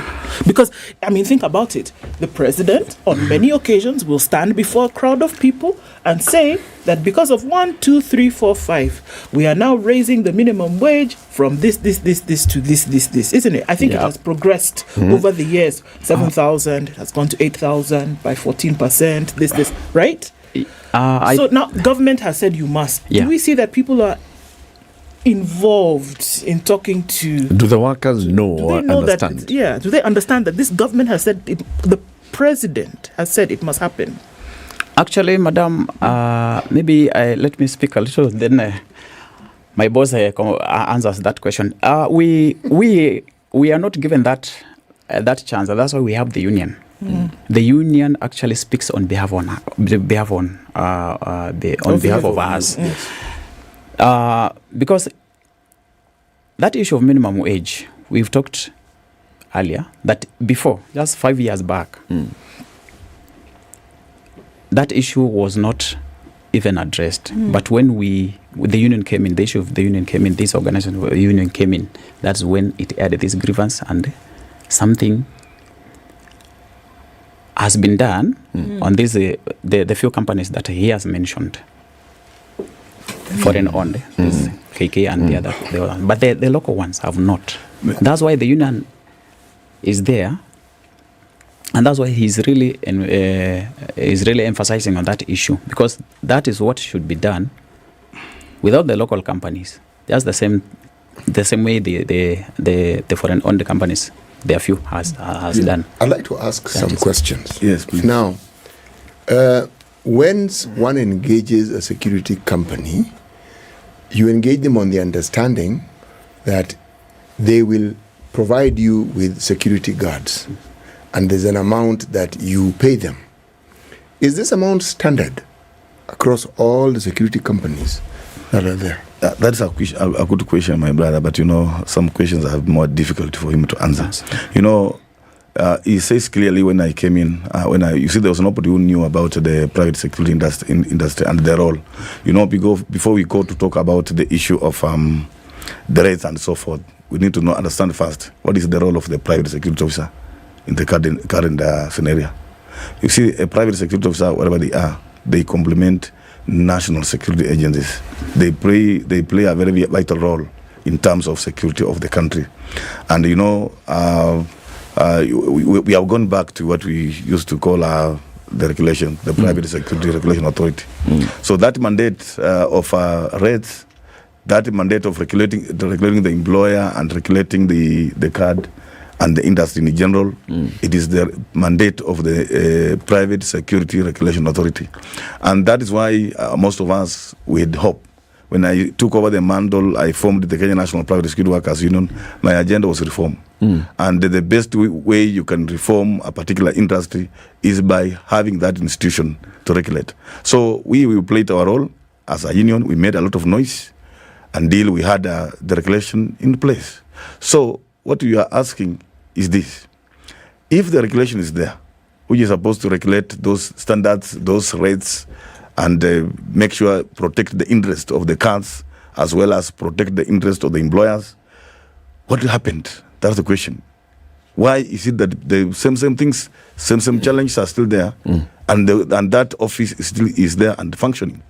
Now, let if you have a security company, the same to loan, and maybe madam, and when you go to bid for the contract, as he says, you give 22,000, and the loan gives maybe 30 or 40, and madam gives 15. Then tomorrow, and there is this very punitive laws that states the lowest bidder carries the day. Now, you find the government, the same government has given madam, who is demanding 15,000. Yeah. How will madam now manage the overtime of the cards from the same, NSSF, NIHF, and the basic minimum wage? You see? So the first culprit in this scenario is the government. Because when you talk about the regulations, it's the government which is supposed to regulate. And you cannot be giving people who cannot afford the minimum wage, who are not giving revenue to the government, tenders. You can look around. Even without going far, you can do your own research. The Supreme Court of the Republic of Kenya, where is the face of the justice in the Republic of Kenya? Who is guarding that institution? Does that employer pay minimum wage? No. You can also go to the office where the CS that is expected to announce the minimum wage today. That is NSF. Who is cutting that NSF? Is that card who is cutting there getting minimum wage? No. So what is the problem? The problem is there are people comfortably sitting in the office with the mandate and doing nothing to safeguard the interest of the poor. Just like when I had somebody telling the other day, the Shakahola incident or that massacre, some individuals, now they were raiding into Ezekiel and the pastors and the Mackenzies. And somebody is not asking, in this country we have a structure whereby we complement the national security agents. Somebody is not asking where was the Nyumba Kumi. Somebody is not asking where is the sub-chief of that area. Somebody is not asking where is the elder, a village elder of that area. Somebody is not asking where is the SEC, all that team. So in Kenya, even if God gives us a beautiful law today, guys are here not taking care, not having any interest of implementing that law. So they do contrary. They do contrary. Wait, and you know... Wait. Yes. Onandabwa. When City asked whether there people a bid for the same, and you've clearly explained, of course it's not, right? Yes. But you mentioned regulations. Yeah. Is there a regulation that says the minimum that a security company should charge? for its services. You cannot protect the interest. So I told you the minimum wage is supposed to protect the lowly paid worker. Okay. But the minimum wage gives us a room to negotiate. Yeah. Like for example, we have a union. Our union, we have had a CBA with the G4S and the KK. Those are foreign owned companies. So I told you, minimum wage gives the threshold. You don't need to go below. You cannot. So go below I'm asking a question. Most of the institutions I've mentioned in SSF is where the minister sits every day. That is his office. I've also asked you to take you to the Supreme Court, which all of us expect justice from that institution. I'm asking you, go and do a revisit. Are those guys cutting those institutions complying with the minimum wage? Obviously no, according to my research. Then how do we handle this question? If the government itself, which is supposed to protect the workers, is again the one doing contrary to its own laws, it's very ridiculous. So I'm telling Kenya there is something wrong. We might have beautiful laws in this country, but lack of enforcement is a big issue. That's where our problem is. Our problem like is now we fought so hard. We made sure, my sister, we have taken a lot of tea in all these hotels across the country doing what we call lobbying for the Private Security Regulation Authority, because that was our ultimate goal. You see, after taking all the teas all over, the regulation is there, it's doing nothing. What do we do now? Go to court. Yes. Maybe now you wait for Jesus to come. Yeah. Let's take a break. We'll continue this conversation shortly. Okay. It's Labor Day, and it's a day when we hear it all talks about, wage and how much people are paid. Is the minimum wage policy working in this country? Is it working? The union leader is saying no. The union member is saying no. Frederick Isiaho Kamonya is a guard with KK. He's here with us alongside Brother Isaac Andabwa, who's the National General Secretary of the National Private Security Workers Union.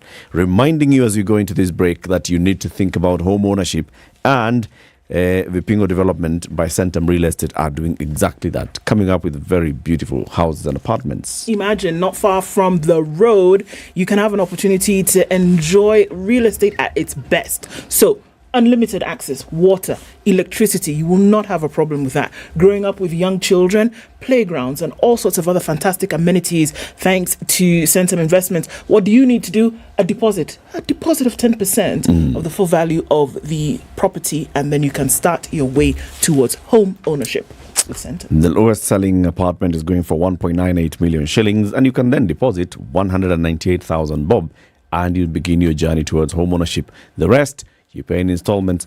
Talk to Centum Real Estate and Vipingo Development. Just SMS the word Vipingo to 22365. That's 22365. Or you can call them 0740 400 215.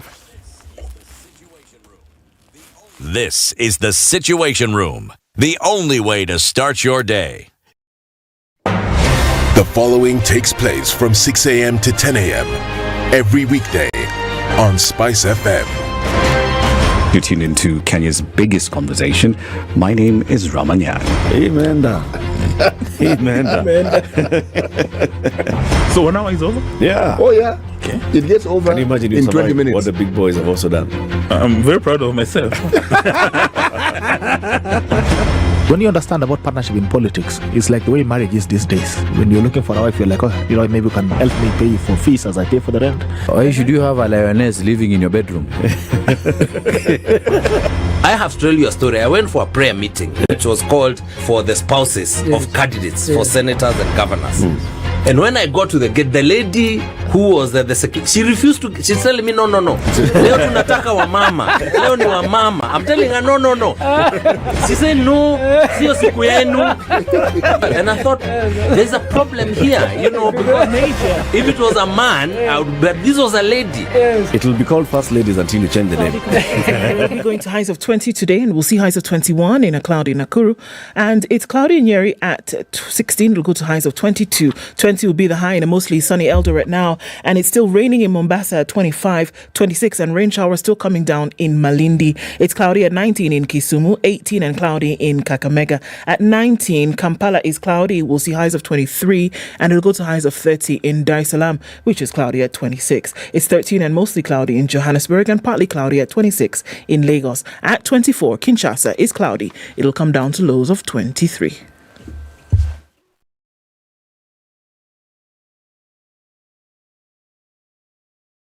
Mature, intelligent talk every morning. Unright. 94.4 Spice FM, Nairobi. So not too much of an issue with traffic this morning. Probably going to go where you're going really quickly and back. The rain is coming down in some parts, so that continues. So it might slow you down if, in fact, you're going anywhere this morning.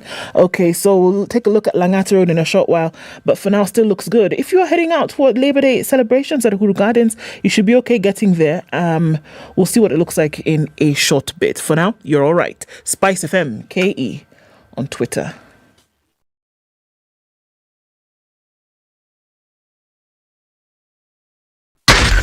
Spice FM, Nakuru. Mature, intelligent talk every morning. Spice up yourself.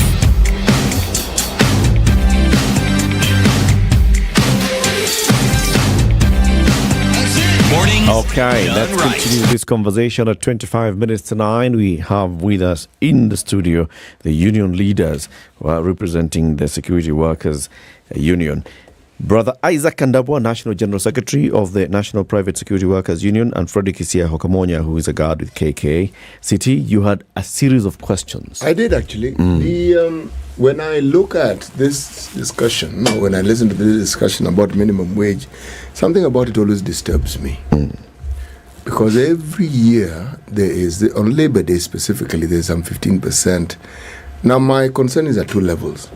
When you say 15% and someone was earning 5,000 shillings, just for an example, how much money have you actually given this person? 650. 15%. Yeah, 650 yes, on top of exactly. 5,000. So if you earn that amount of money, how much does it actually change in terms of what it is that you're going to do with your life? Okay, but even double that amount, again, and still add the same 10-15%. My concern has been this. Every time the government talks about giving people more money in terms of benefits, they're actually not. Because the reason why the money is given is so that one is able to afford to live.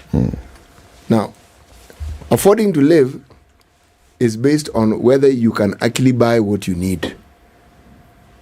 And these workers don't determine the price of these things that they need. The government has the ability, has the means, and actually has the power to ensure that these things that people buy cost less.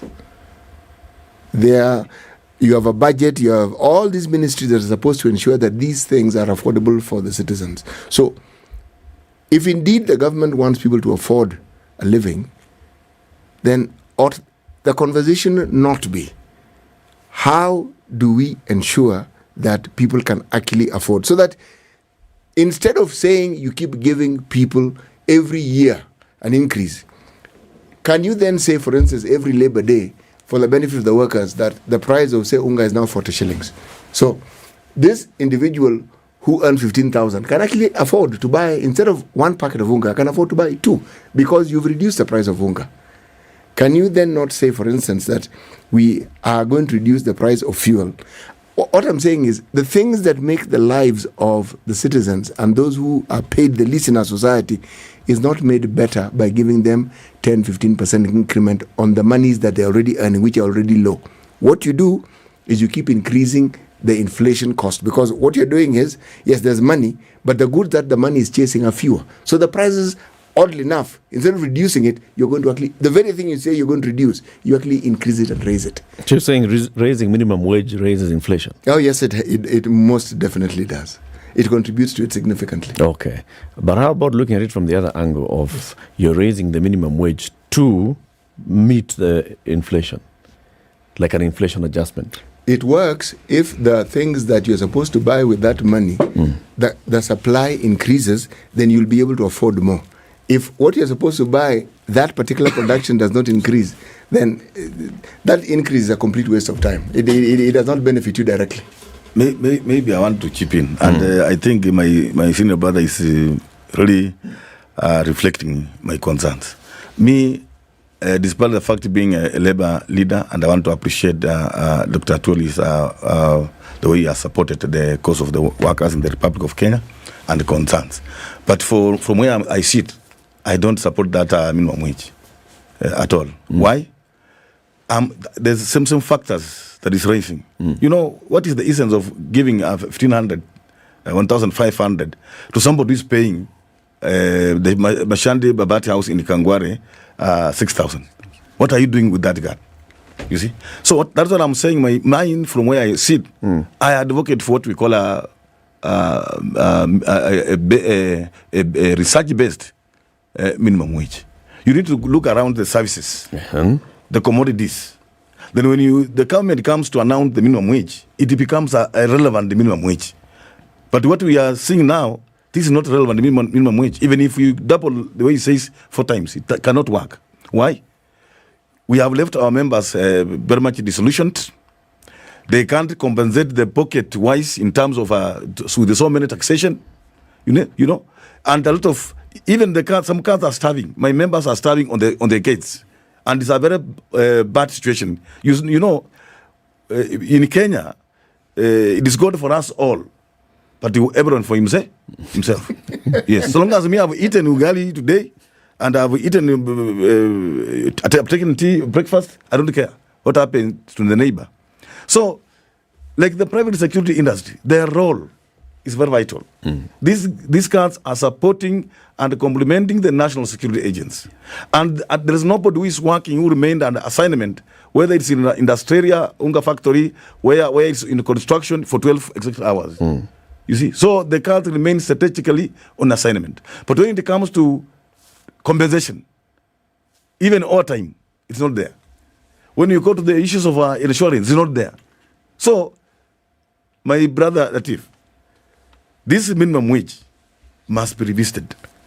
Does it add value to the commoners, the lowly paid work? You say you want it to be research based. Yes, my advocacy is that minimum wage will only make sense when it is relevant. Who advises the cabinet secretary? You know, you have just read the Wages headline. Council. It is under the tripartite arrangement, whereby this is labor, the employer, and the government. Yes. So we are being told that committee has never sat. You see, and yet we are talking about Labor Day. We are telling workers to celebrate. So we want to celebrate that which is not there in the first place. So if that committee has never sat, you see, then we expect nothing from that committee, and which means it is not working. And if it is not working, that tripartite committee, it means those ones who are supposed to benefit from that arrangement, they'll remain exposed. What I want to understand is yes, the day that it sat and advised the cabinet secretary and the president on the minimum wage, was it research based? No. Does the council? What does the council use to determine what it advises the president? You know, traditionally, the minimum wage has been tied to the 1st May. When we go for workers' celebration, and of course the celebrations of today is not just in Kenya, it is an international holiday. Yeah. So what I'm saying, until we do a research-based minimum wage, we are not assisting the workers in the Republic of Kenya, because we might announce things that are not relevant to them. Like I'm telling you specifically, house, it normally captures rent for that minimum wage. It talks about 1,500 or 15% of the basic. And when you go to Kebera and Kangwara and Kangemi, it is totally opposite. They cannot. Even if you increase maybe 100 times %, it cannot work. So you might think you are doing that which is expected by the workers, and you are totally off, and you are losing touch with the same what? Same workers, because what you are talking is not anywhere. Not practical. It's not practical. Yes. So you, as a union leader, yes, when you say that you are opposed to minimum wage, yes, what do you want instead? I'm not opposed to minimum wage. Get me clear. I'm saying minimum wage is good, but it must be a research-based word. Minimum wage. For example, maybe to reiterate so that you understand me. Yes. Do you have minimum wage supermarkets in this Republic of Kenya? Do you have minimum wage hospitals? Do you have minimum wage transport system in the Republic of Kenya? So are we talking about minimum wage? Okay, and I'm going to the same supermarket with the CS of Labor. I'm going to the same supermarket with the governor of Nairobi. Are we fair to these people, the cuts, who are paid peanuts? Okay, so if I can understand what you're saying a little bit broader here. Yes. And we're saying, for example, if you're saying that it must be research-based minimum wage, and if you want people to afford a certain type of thing, you say, okay, like housing is between 4,000 and 6,000 shillings. Yes. Okay? If you want to afford the basic of vegetables and unga and this and that, you're going to need at least 5,000 shillings per month. Yeah. If your children are to go to school and the things that they need, you're going to need at least another 5,000, 7,000 shillings a month. You're saying make an increment of pay based on having done this kind of research. Perfect. But what do they do? That's what I'm asking. I don't want to know we what have they had do, a because we council. are not in the wages council. We I'm telling you what I think can work. Those ones who are there, you're saying it's not research based. Yes, what I'm saying is actually what the madam is saying. Yes. You know what? Why should you give But me? what do they use? What do they use? I don't know. Maybe the question you ask the FKA and the Tripartite. Me, I'm not there. What I'm saying, exactly what she's saying. Why should you give me 200 shillings? 100 shillings? To go and pay. To go and buy you unga. Whereas in the market, the unga is 250. What do we want to do to 100 shillings? Yes, we are not honest. We are not practical. Yeah, and that's why many of our workers are suffering. And even the commoners are also suffering because we are talking language that is not at the level. And I wanted to challenge the president because he's the president of the hustler. There's no way you can say you are running a government of hustler when you don't consider the issue of the private security, who are the hustler number one. You remember we have now a task force, namely the Maraka task force, looking into what? Police issues. We have had several upgrading task force within the police. Yeah. And this one may be the sixth since Kibaki time. Now, have you had any president or CS talking about the private security? Why can't we? Because we complement national security agents. We complement the police. Why were we left out in this, Maraka? You can see what I'm trying to address. And you know, the security of this country, around 80%, is in the hands of who? Private. Not the police. Police are hardly 100,000. But the private security are around 800 to 1 million with the several dependents. And you know, the most of them, I'm sorry to say this, most of these cards, they come from Western Province where I come from. Their breakfast is ugali, the lunch is ugali, and the supper is ugali. You know, and if the unga is 250, you can do your mathematics. He needs around 1,000 per day. per day. 2 packets of a day, yes. And you know, God has also blessed the Luyas. They normally reproduce, have a lot of children around. So when you don't do experiment with these guys in the name of gods, and when you talk about giving 1 packet of unga, which is hardly there, what are you doing to them? I was about to say, maybe we need to get something like a task force in the private security so that they can come up with the proper salary, but not the issue of minimum wage because it has never worked. I've gone to court. I've had several meetings with the head of judiciary, myself. And I can tell you, I'm tired. I met the deputy Chief Justice. Yes. I did a complaint. And I told her that time it was Madame Cholet. Registrar. She was a registrar. Yeah, that time, yes, she was a registrar there. I told her there's a problem here. If this is a Supreme Court and it is paying, it's not complying to minimum wage, then where are we as a country? And this is the face of who? Government, justice. You know, brother, as you mentioned minimum wage, there's a cadre of employee in this country who helps paint that picture even clearer. It's called house help. Because these are the individuals we entrust with our children, we entrust with our belongings, we entrust them with our house. And they are probably even, should we pay, say, they're probably paid even less than your security guards. So, again, if we are talking about looking after the interests of the mwananchi, wachini, as we keep saying, the things you say are absolutely accurate. Because, and I take it even further, there's something called, is it called ICD? What do you call this institutions where we train pre-primary ECD. What I was wondering what? ECD. ICD ni hapa, hiyo ECD. Unasema nursery. Nursery. Kindergarten. Kindergarten, early childhood education. Ndio hiyo development ya education. Okay? These are the individuals who ensure that your child actually walks, talks, knows how to socialize. The very first words they start uttering and learning to read and write, it is them. But look at how they are paid. And look at how that particular sector of employee is managed. Take it to the primary level where now they take over and help this child develop. By the time the child gets to secondary school, that child already knows very many things and they can do things for themselves. But again, the way the salary is structured, the ones whom we need to honor the most are the ones who are paid the least. And it works that way up. Yeah. So when you say there's something, I would argue it's systemic. There's something wrong with our thinking. Forget the system. With our thinking in terms of who we ought to value more and so reward in terms of salary more. This guard looks after you. When it rains, the sun shines, they're there. You acknowledge because they opened the gate. And if something goes wrong, they're the first to be blamed. In fact, they're the ones whom the police come and pick up. Very true.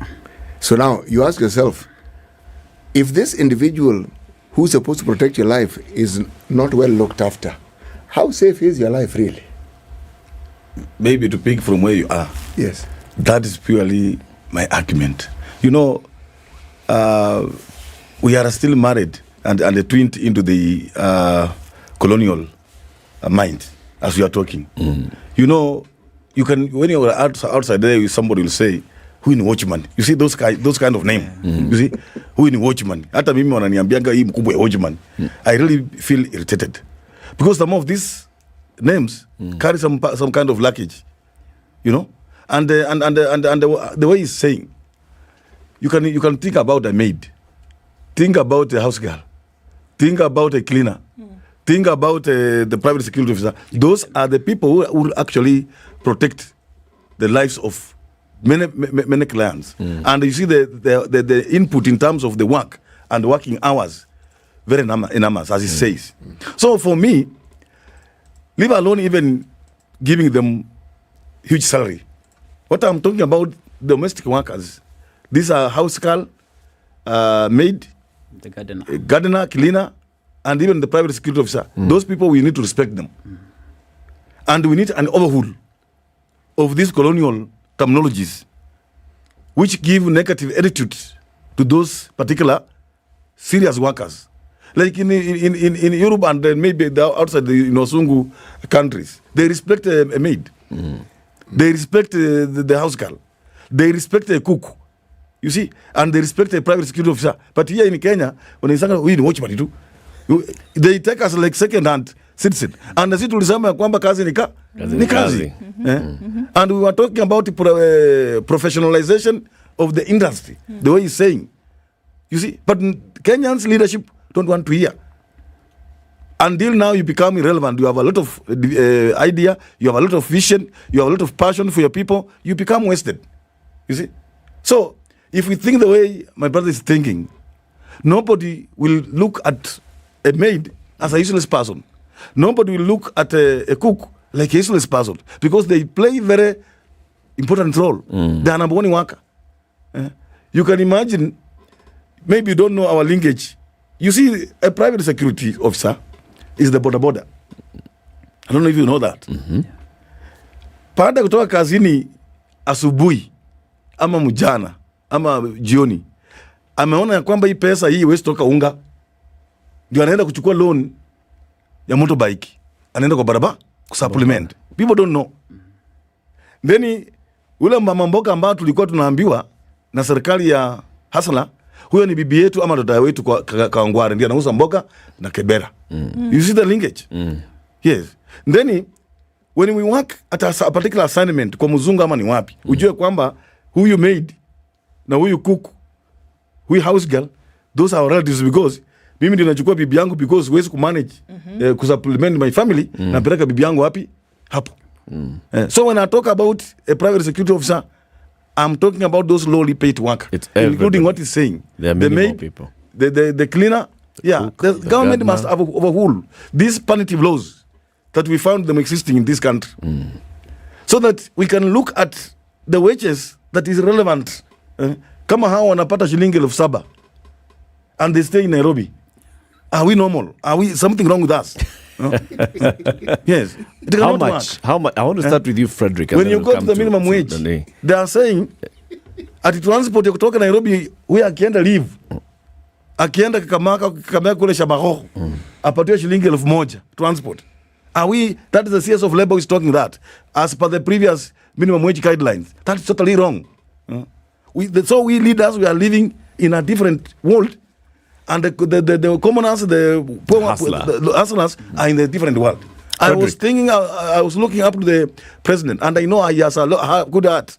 The way he came in the leadership, he was really addressing my constituency. I want to ask, and I said, I want to ask, hold on. Jesus has come through William. I want to ask our president. Yes, Frederick, how much in the minimum should a guard be paid, in your opinion?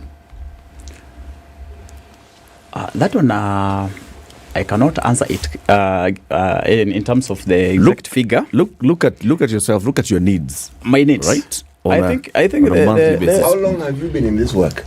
7 years. Precisely. So you are the right person to ask that question. Now answer. Based on how much you spend. It's my wish actually that if the minimum wage could be even 25,000, because the cost of living is too high. Imagine I'm a guard. I have to educate my child. And the education my child has to get is the best one, because you know the current in the current world there is a competition. So to enable this child to compete with everybody else, you see, you have to provide. She or he has to get the best education. That's true. For her or him to get that best education, money is required. No school is for free. Sure. Although we are used to this song that there is free education in Kenya, but there is no free education in Kenya. We dig deep in pockets for that education. Number two, life generally. What, for instance, the president eats is what I'm supposed to eat, because it is, at the end of the day, it's food. Yes. So I don't think kama ile duka yeye anaenda bei ni tofauti na mimi. The base that's the same.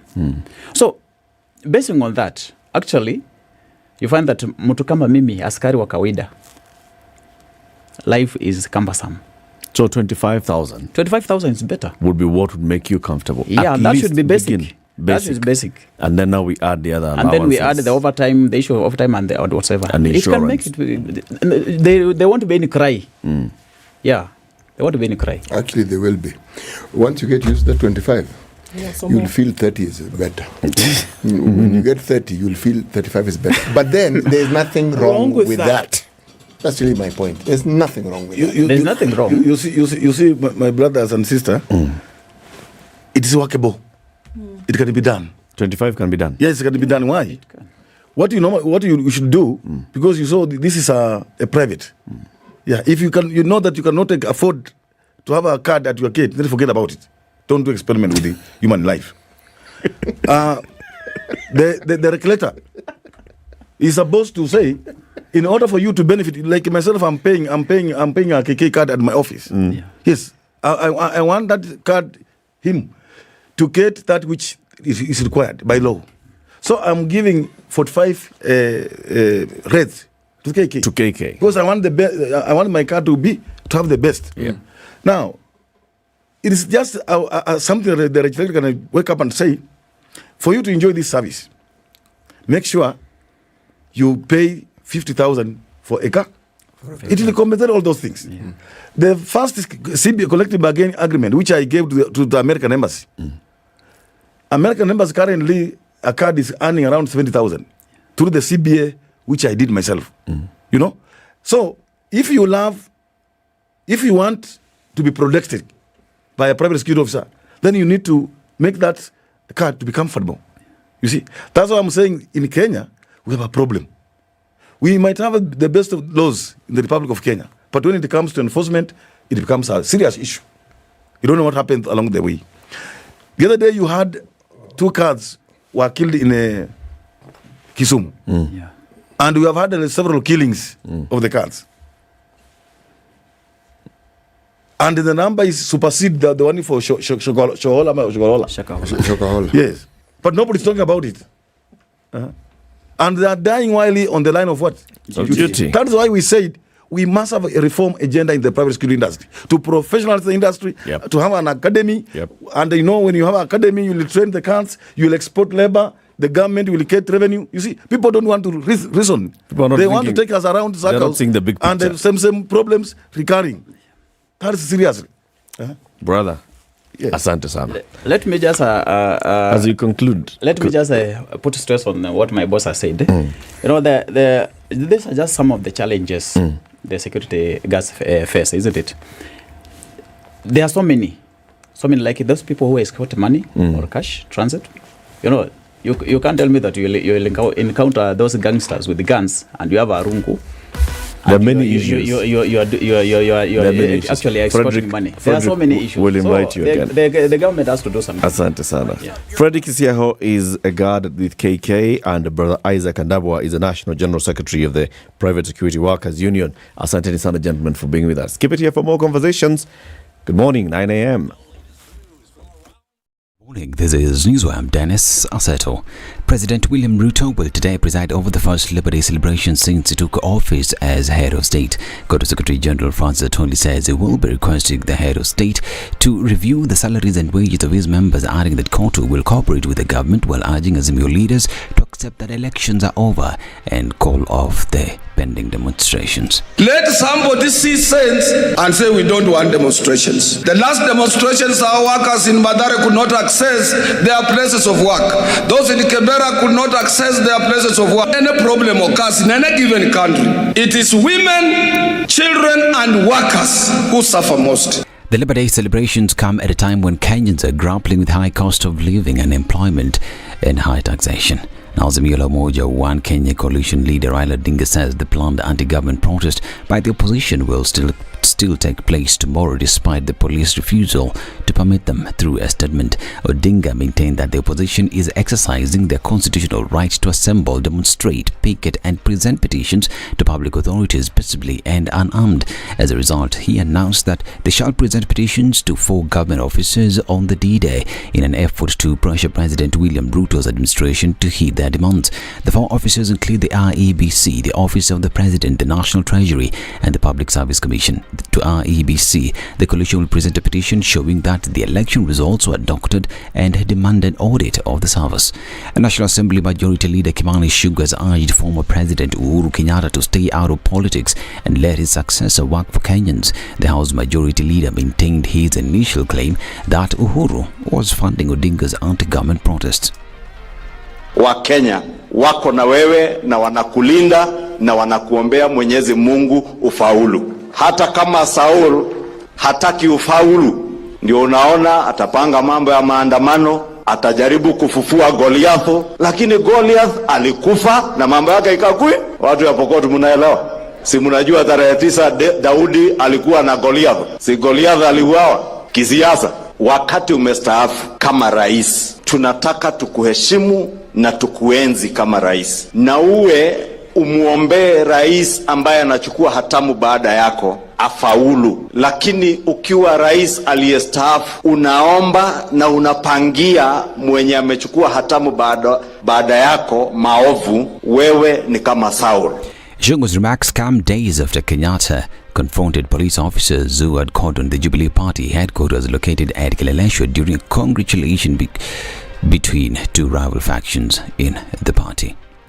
Now, President William Ruto said that he will establish a judicial commission of inquiry to investigate the mass graves in Kilifi's Shakahola linked to a suspected cult. This is said will prevent and deter preachers with ulterior motive from conducting such atrocities. in the country. Speaking in Kapenguria, West Pokot County, the head of state stated that he will soon appoint members of the Judicial Commission inquiry to ensure justice is served and that individuals like Paul Mackenzie, who is still likened to the Shakahola church, will desist from harming citizens. He said he will form a task team in conjunction with the clergy to help formulate a self-regulation mechanism to root out fraudulent religious leaders seeking to abuse religion for personal gain. Nitafanya consultation na viongozi wetu wa dini katika taifa letu la Kenya. Tuwe na task force so that we can weed out the characters who want to abuse religion, to run businesses and things that are anti-religion in the Republic of Kenya. That we want to provide a framework agreed with our religious leaders, a framework that will provide for self-regulation so that church, so that religion, so that our spiritual leaders can have a mechanism where they can point out to government those who want to abuse religion for other purposes. Now, police in Garissa are holding 4 armed male suspects with four firearms, 19 rifle magazines, about 500 rounds of ammunition and several mobile phones nabbed during the arrest at Nuno, Garissa County. The arrest and recovery follow action taken by National Police Service officers from Garissa Police Station in collaboration with a border police unit, which led to the interception of a white vehicle in Nuno area with 4 male occupants. During the arrest, all 4 were donning military gear, each armed with an AK-47 rifle and with hundreds of ammunition. This is Newswire. Dennis Aseto, good morning.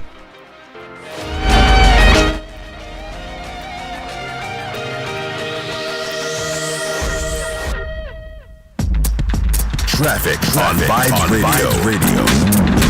Happy holidays, happy Labor Day, MVPs, Vibes Nation. 94.4 Spice FM, Nairobi. After 9 o'clock, traffic is not posing any problems today in the city. In and outbound traffic is not a problem. You should be okay getting into the city out today. There'll be a little bit here and there as folks arrive at Uhuru Gardens, but thereafter you should be fine. Let's talk through the morning on Spice FM KE on Twitter.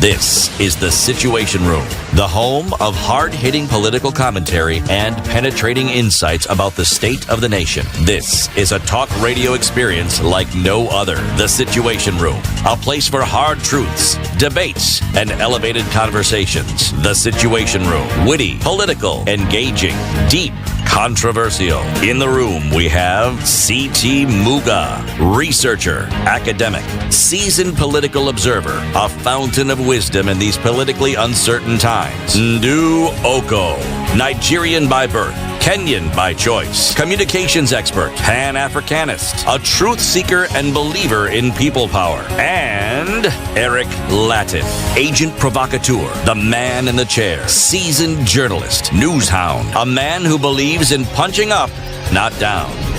This is The Situation Room. It is 7 minutes after 9. This is Kenya's biggest conversation, The Situation Room. A lot of conversations that we've had this morning. It's Labor Day. Like we've heard from the news, the president is due to address the nation from Uhuru Gardens, where he'll be leading the nation in commemorating Labor Day. And we've heard the leadership of the Labour's Union talking about what they ought to be hearing from the country's leadership. Those are conversations that we're going to have.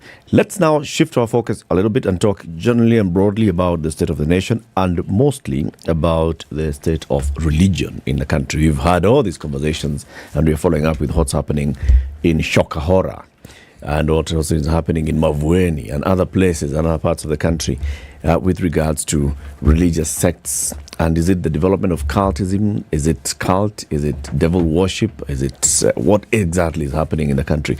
And is it new? We are now joined by the prelate of the Anglican Church of Kenya, the Archbishop Jackson Ole Sapit. Good morning. Good morning. Thank you very much for joining us, Your Grace. Thank you. Good to have you in the studio. We're going to have all those conversations, like I've said, but to begin, we start with a word of proverb. And C.T. Muga is the man. Yes, our proverbs for the whole of this week are from the country of Togo. small West African country, in fact, one of the smallest countries on the continent. Yes, oddly enough, it is, when we think of West Africa, you think, well, either the country were Anglophile or Francophile. Now, this country, actually, their first colonizers were actually the Germans. Yes.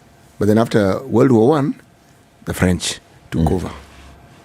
And of interest, the religion that is practiced the most in that country is actually Christianity. 48% of the population are Christians. 33% traditional religions. Yes. Okay? And Islam on 13%. So it's a predominantly Christian country. I say this because some of the other countries we've looked at, you will find there's an interplay. There are countries in West Africa where Islam is the dominant religion, Christianity comes second. But in all the West African countries, the traditional religions always feature prominently. There is a sizable portion of the community who are actually believers in the traditional religion. But how did they survive, those traditional religions? Against the onslaught of these other religions, Islam and Christianity? My thinking from what I have read is not that they survived. They were never extinguished. It's a question of, you see, people who even profess the Christian faith still practice certain traditional aspects of their religion. Now, when they give these percentages as 13% or 20%, it means in that country, those who profess the traditional religions come out more. But it does not mean that those who profess the Christian faith do not acknowledge or participate in the traditional religion to some degree. But of interest, this country, there's a faith that is related, that people associate with the East, the Baha'i faith. There's it's 0.3% of the population are Baha'i. How that came about, I'm not very certain. But it is one of the first times I've actually noticed that when I look at the religious composition of a country. Right. Yes. The proverb. The proverb. It is better to walk than to curse the road. It's better to walk than to curse the road. Yes. Your Grace, when you hear this proverb, what's your interpretation of it? I'm trying to figure it out, but I think casting the road means, imagining the road, or casting that slab or making it. But the imagination of the road is to travel through. And I think the walking then means the road is to provide an opportunity for you to move from one destination to another destination. But unless somebody walk, then the road is not enough. So I think walking means, take advantage of what is there, the road or the way, but make use of it by walking it, so that it is a movement, it's a walking. It's not the road. The road can be there forever, but if nobody moves on it, then I don't think it will serve the purpose. Archbishop, we are at a place now in the country where, of course, all the focus is on religion and Christianity and the various denominations and then sects in Christianity. And of course, what has happened in Shakahola is something that everybody is shocked about. First of all, just your reaction to what we are seeing in Kilifi. Yeah, what we are seeing in Kilifi is a very unfortunate situation, because the unfortunate situation in Kilifi is that the Bible has been used to cause the atrocities, because they used the teaching of the Bible on fasting, but the Bible does not teach us to fast to die. It teaches us to fast to be pious with our faith, because it's a moment of concentration in prayer and meditation, an opportunity that you can be able to put all else aside and focus your attention on God, but not to die physically. Is for you to survive spiritually and to be stronger and deeper rooted spiritually. But the distinction here is Christ, our Savior, who gave birth to the church, or the founder of the church, the Christian church. Although we believe in the Old Testament in its entirety, it points to Jesus coming. But Christ is a founder of the church. And his teachings is about saving humanity, is about saving lives. And if we read correctly, John chapter 10, verse 10, he distinguishes. He says, we will have many other people who will come and present themselves in his name. He refers to them as bandits and robbers, and he says the main soul, the main focus of a thief is to steal, to kill, and to destroy. But he says, I have come to present a different worldview. I have come to give life and give it in abundance. So whoever comes in the name of religion and the focus is to take human life is not of Christ, because Christ came to save, not to kill. He came to give us hope, not hopelessness. He came to provide joy, not sadness. He came so that he took our place and died on our place, and he has not required any one of us to die on anyone else's place. He requires us to be saved and to be with him. So the distinction here is he came so that he may give us life and give it in abundance. And abundant life is not just, in the Hebrew translation is shalom. And shalom means peace, basically, but it's not just peace. It is the ability for us to have satisfaction in all that we require: food security, a healthy body, healthy relationships, a healthy environment. It encompasses all that where we live is a place of peace and joy and hopefulness. So let me dwell on the first. He said the thief comes to destroy, to kill, to steal, to kill and destroy. Now, when the thief comes, and here we are imagining a thief of people, not a thief of sheep, he begins by stealing the mind. And that's what we are seeing, indoctrination of the mind. So the mind is twisted in the way we think, in the way we are tuned by God. And then the mind always goes hand in hand with the heart, because it is what we understand that sinks into the heart so that we believe in it. So when he attacks the mind and confuses the mind, then he steals the heart so that our faith beliefs is completely destroyed. And that's what we have been seeing, that somebody comes and completely indoctrinate people and lead them to mass death. And this is very horrific.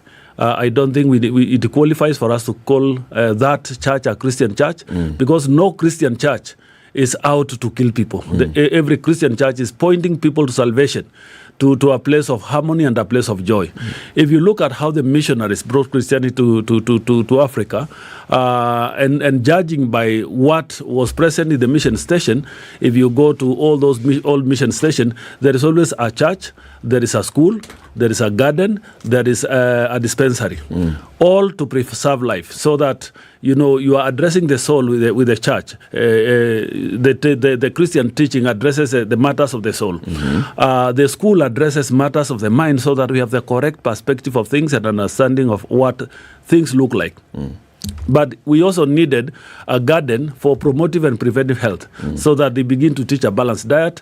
They begin to, teach how we can boost the immunity of our systems and become food secure.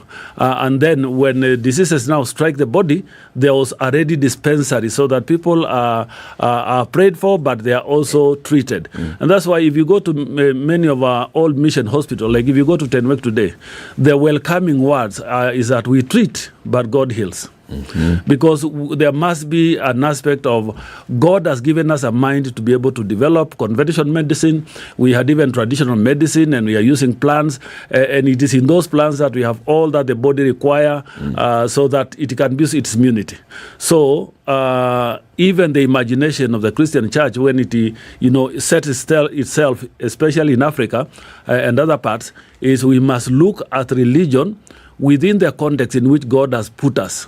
And the context is that we are in different spaces altogether, in different tropical, and altitudes, where there are diseases of this kind, of that kind. And we believe it is God who has led us, the human mind, because he's in charge of the human mind, to discover medicine and discover how we can be able to correct our systems when they go wrong.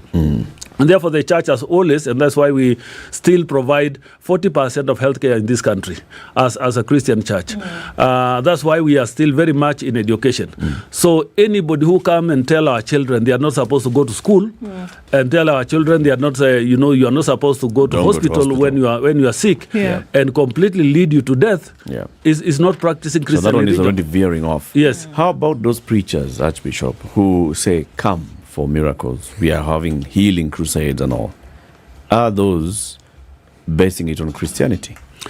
I don't dispute miracles because they are very present in the Bible. Jesus was a miracle worker. We all know that. And he invites us to, when we believe in him, he said, even wonders and signs will follow you when you trust in me.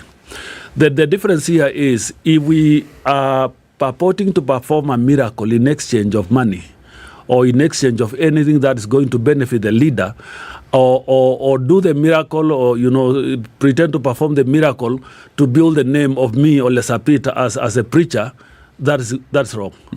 We believe in praying for people and lead them to Christ. And even when they receive healing, because they do, they will acknowledge it is not me who have healed them. It is God who have healed them. It is Jesus who have healed them. And therefore, I don't dispute the power of God in being in charge of our systems, because we see him every day working out things that we don't even know how he's working them out. So where do you draw the line, if I may just interject, between saying all those things that we are saying about healing and acknowledging the power of healing coming straight from God, and then the preacher who says, bring the sick, we shall pray for them? People go to hospital, get their loved ones from hospital, because this person has been here for 6 months, amelala tu ward, bill inapanda, tumpeleke kwa preacher, akaombewe. I don't believe in that. I believe in a preacher who reaches out where the sick one is. So if my loved one is in hospital, and I want them prayed for, we will pray for them in hospital, because we'll pray for them, and the nurses and the doctors and the medicine they are taking, that whichever way God is going to use to bring healing to that person is within all that framework of the treatment procedures that are being undertaken. So where I'm drawing the line is, if I am predetermining that this kind of miracle is going to happen, I don't control God, and I don't force him. So whoever pretend to have a monopoly of forcing God to do this or do that, I don't think is using the Bible correctly. All what the Bible tells us is we bring our prayers and supplication to him, and we leave him to make the decision to do what he wants to do, whether to heal, or if that was a destiny of that person that he has to go with that disease, we still acknowledge it is a will of God. And that's why when we pray, we don't pray that, what I am praying must happen. That kind of push that it must happen. Because that's where the hype is now. It must happen with such and such a preacher coming. Things must happen. There is no a must happen with God. And that's why Jesus, even when he was praying on the cross, when he was in that agony and pain, he said, let your will be done. So I believe in prayer that we will ask God to do us a favor of healing as we are requesting and seeking, but at the end of it all, we ask him, let your will be done. Even how he taught us in the Lord's Prayer, he said, cry out for the kingdom, that the will of God will be done as it is, on earth as it is in heaven. It is not just our will, it is the will of God. So the moment I push my will so that I want it to happen my way, and for my fame, and then for money, we have heard of these many stories that people even before they arrive, a crusade is being planned, and somebody says, for you to access the dais for prayers, you must pay this amount of money. I've heard a story of somebody says, they are even asked, if the problem is bigger, the note must be bigger. If the problem is smaller, then the note must be smaller. All this is fake, because God does not require us to pay anything for him to move and to do things for us. He does it freely. Sure. Even as we say this, I mean, with Shakahola, as shocking as it is, unfortunately, it's not the first time that we've seen what would be churches go off the grid or go off the mark. Now, it is because of past incidents, whether they be, lesser in terms of gravity, it's because of these past incidents and one of this then that there have been calls for regulation of the church, right? And that the leaders who often are behind some of these things, I'm going to call them leaders quite carefully, that are behind these things have come from a church. They usually have left a church and started their own. They have come off the tutelage of somebody else in the church. And because of this that we see, the horror that we see, many would argue that's why we see these calls coming from as high as the president himself saying that there perhaps is time to have some kind of regulation done. He's not the first one to have suggested it. There's even an inquiry that has been set up into this Shakahola incident. But at the same time, the same commission is going to be looking at, okay, is there a need for some kind of regulatory framework? Yeah. Do you think there is? I think when we began congregating as Christian churches in Kenya, let me go back a little bit to the missionary enterprise. When the missionaries first set foot in Kenya, they realized at some point they are competing for the same person. They are going to confuse the same person because he came as a denomination. And there was that meeting around 1913 where they created what they call spheres of influence in Kenya so that they stop confusing the populace. And that's why you find now these days there are churches with a heavy presence in a certain region because there was an agreement for the Christian church not to confuse people that I will have influence over this region and influence over that other region. That's why you find Methodists in Meru, you find because you are given that region, SDS in Southern Nyanza and Kisii, AIC in Ukambani and Masailand and Litain Mission, AGC particularly in Tenwek and Bomet. You'll find Anglican Church in Mombasa because of Rabai Mission Station and Kahuhia Mission and Embu Mission and the PCS around the Ogoto area and to Mutumu. So from there they sprang to spread to the rest of the country because they wanted to avoid confusion. And they had meetings many at times just to check on each other whether they are doing the right thing. When now we, around that time we began to have imaginations of a coming together of Protestant churches, that we have the National Council of Churches of Kenya, and we have KCCB, which is a Catholic fraternity. Now we have the evangelical wing. Now, what we wanted, what the church was imagining is that those organizations that brings them together fed them before they become members. Like now I am in NCCK and I'm in the church membership committee. I chair that committee. And that's where we check which church want to join NCCK, what is a statement of faith, what are their belief systems, what are their practices, and how do they practice worship. So that by the time they are admitted as members, we have all agreed that they meet the specification of a standard Christian church. And I think those framework is what has been in play for some time. But now when we moved from the mainland churches, then we go to the evangelical, and now the evangelical has moved to personal ministries. I think that's where the whole problem came about. Because that movement, as you said earlier, that somebody gets dissatisfied, probably with the leader, or with the way the church is organized, and then move to start their own church. They begin to move away from structures and structured systems where there are regulations, where they are even spelled out articles of association. Why are they gathering? Why are they associating? So when they begin to move from an organized system and move out again from the evangelical, and then they start now their own personal ministries where their systems are not there. The system is a person, the leader.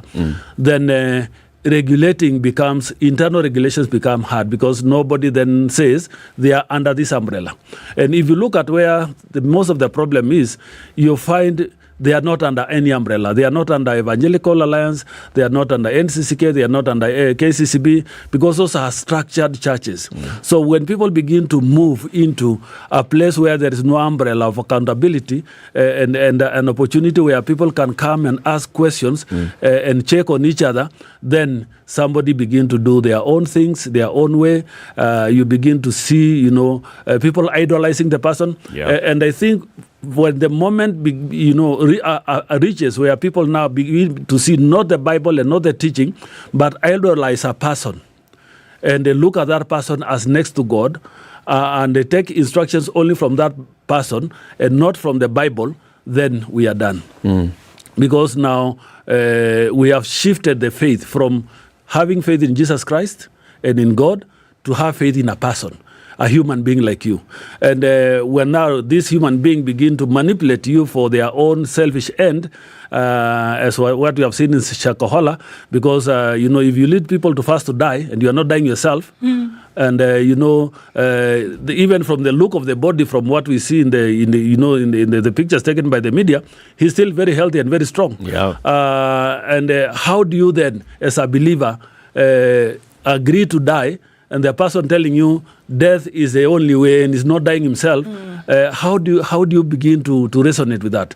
So all what I'm saying is that this is indoctrination, and I think the drawing line is when we move from structures to non-structured. When you start going to outside of structures. Yes, now if you come to the Anglican Church, I am the leader, but I'm not ever present anywhere. I don't announce, that we are going to do this thing, big thing that bring a name to myself.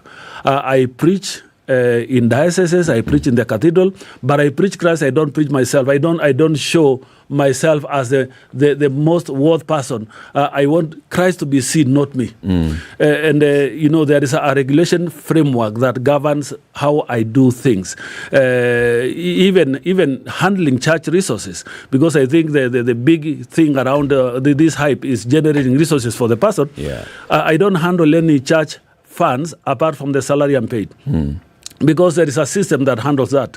There are approval systems. There are audits that must be done.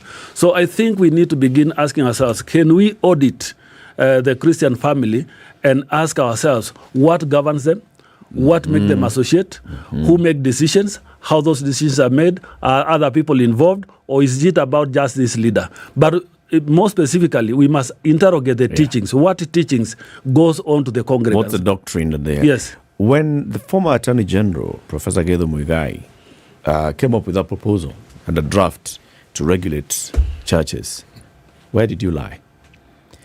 Where were you on that? What was your position then?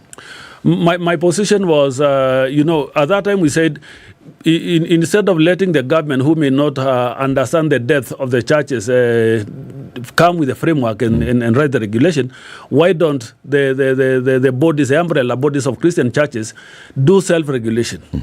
And our push then was, let us regulate ourselves, and that's why we in the NCCK now have even that membership committee I talk about, where we sit to vet to say, who is coming in and who is in and what are they doing.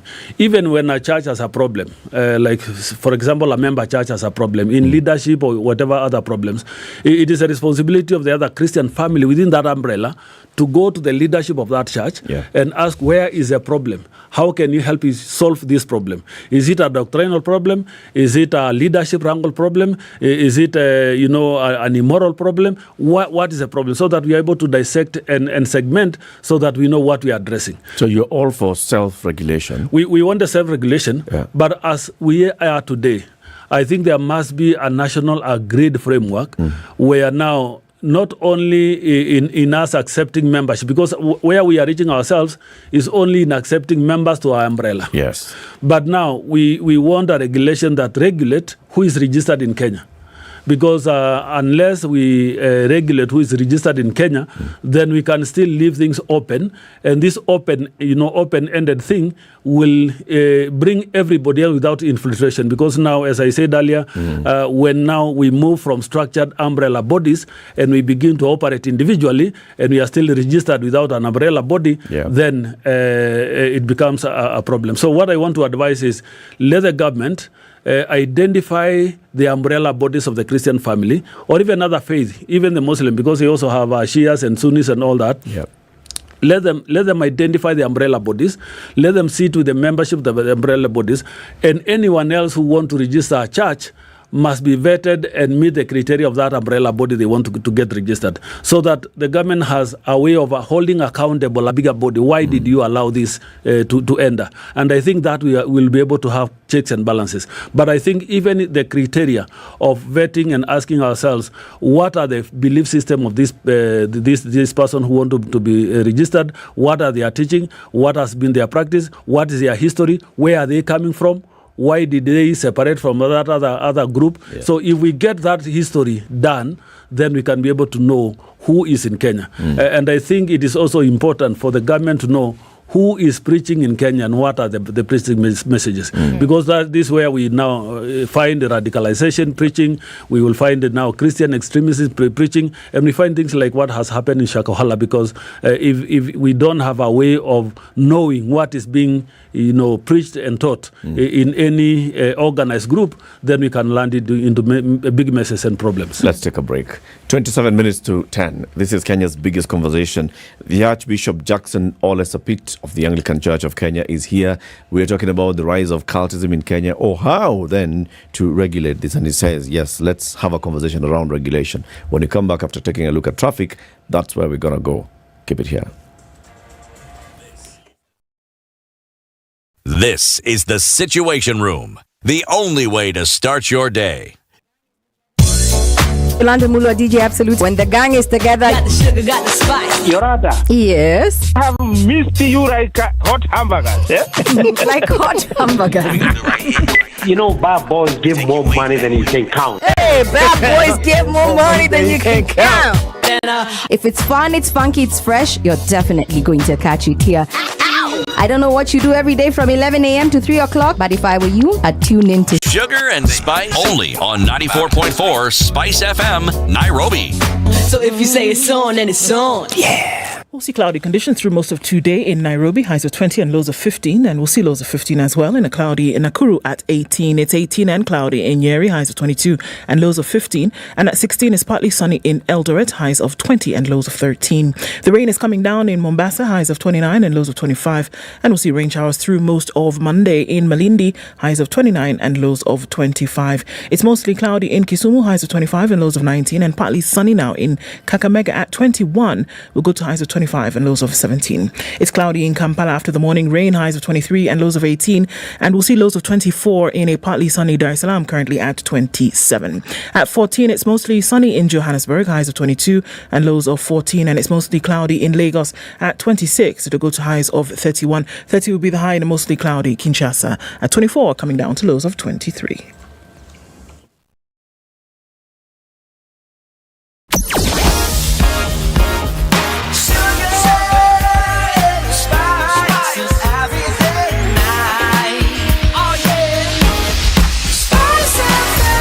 Spice up your life. Mature, intelligent talk every morning. Spice up yourself.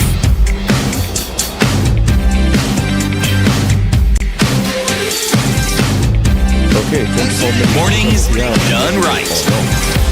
CT.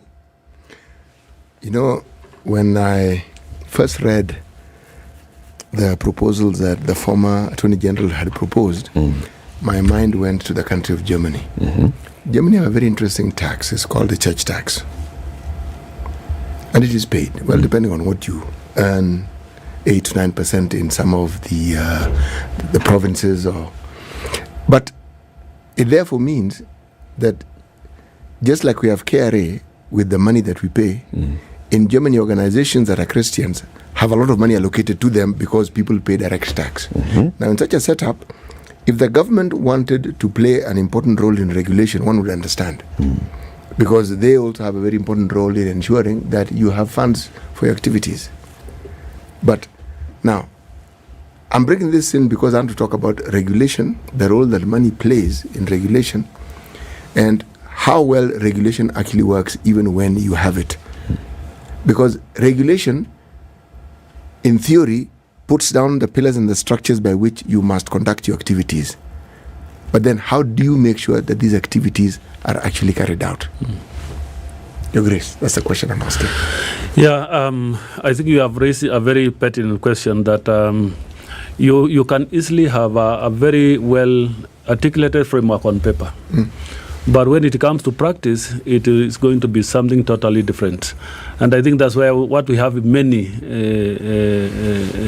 areas in our country and many countries in Africa, that we have good paperwork. We have many nice frameworks, but practicing them has become a challenge. And therefore, I tend to agree with you that unless the whole regulation framework is tied to a very tight way of monitoring and constant evaluation whether it is working or not working, but have a way in which we can be able to say, yes, we are meeting the criteria because this is what is happening. As you mentioned, in the West, they have a way in which taxpayers are apportioned to religious organizations, especially those which are doing social transformation programs. And that's why even, Bread for the World and other agencies from Germany are funded through that government fund to support even programs in other low-income areas. In that arrangement, the government might have an upper hand because it is putting its resources into the hands of this religious organization to be able to do and supplement what government is doing. But in our setup, churches are let loose to fend for themselves. And I think even what the government is trying to say is also the churches must be followed for taxes, which I believe we have a way of earning, and we are not putting that into the programs of worship. We must be taxed. My salary is taxed like any other Kenyan. We all pay as you earn. But there are people, there are organizations that does not even have a structured salary, but they collect a lot of money. And that money does not go into a system that is taxable. And I think this is where the government is finding difficulty. How do we follow that? Because we raise money and that, you through a crusade or through a big meeting, and that money does not enter into any system that, you can be able to tax.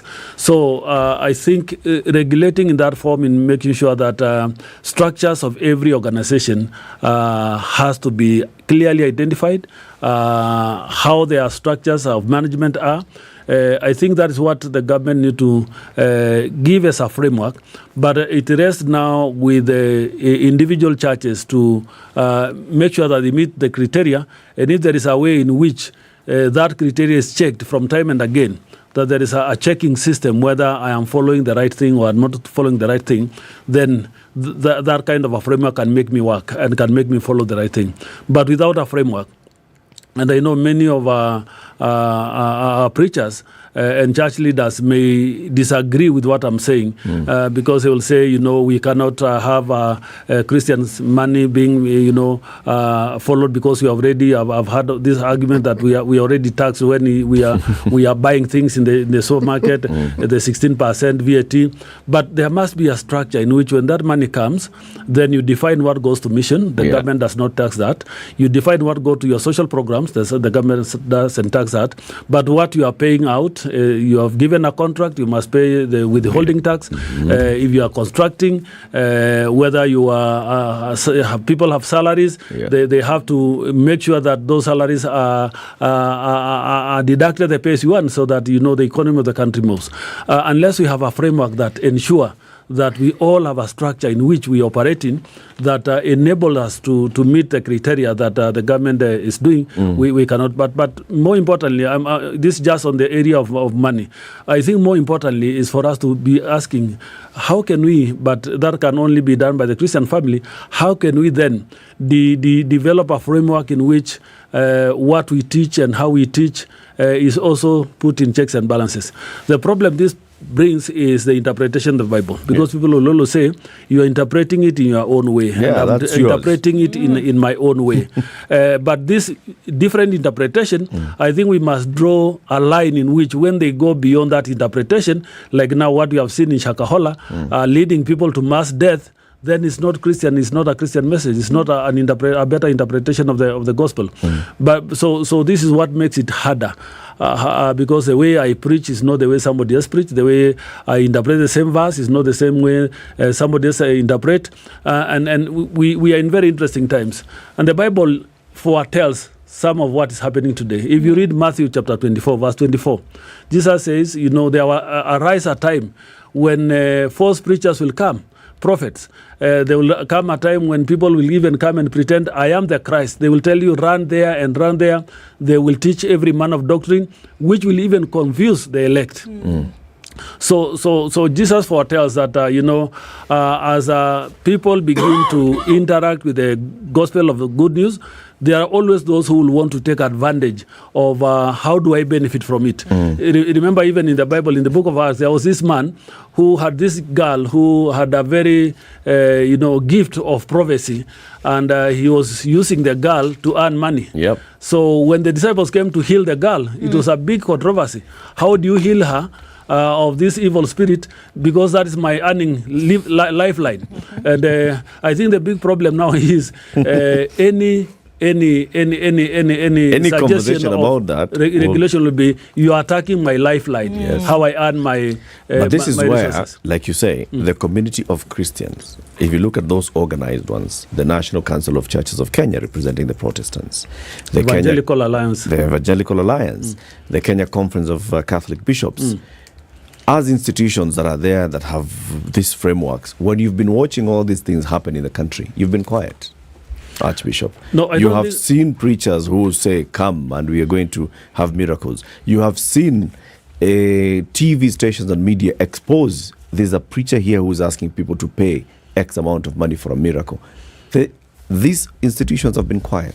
The problem is what I said earlier, that they are operating outside of those umbrella bodies. And it will be very difficult for me to come and say, because I've had a preacher preach in the street who does not, hold accountable, has no accountability system to where I belong. How do I hold that person accountable? But I think where we need to be asked and checked is if I'm now in the umbrella body of NCCK, has any member church of NCCK been in a controversial preaching or teaching that we are quiet about? But Your Grace, may I ask? Yes. Sorry. No. In other areas in society, sorry, Your Grace, because just on that point, because you say that if we see somebody who purports to be speaking from the body of Christ, and you cannot speak about that because they're not under the umbrella body for which you belong to, but we see other ills in society happening, they're not necessarily under the umbrella of the church, or anybody for that matter, but the church would speak. So what's the difference between the two? They all present an ill of one way or another. I'm not saying we can't speak, but I'm saying we don't have a way of detecting earlier that this is where it is leading.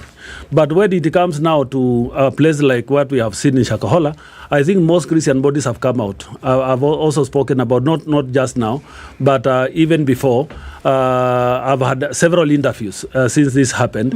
So the problem is we don't have a framework of tracking and knowing, this is the beginning of things. It doesn't begin once. Yep. It begins progressively, a step at a time, until you see now a deviation has happened. A deviation has taken a different route and a different turn.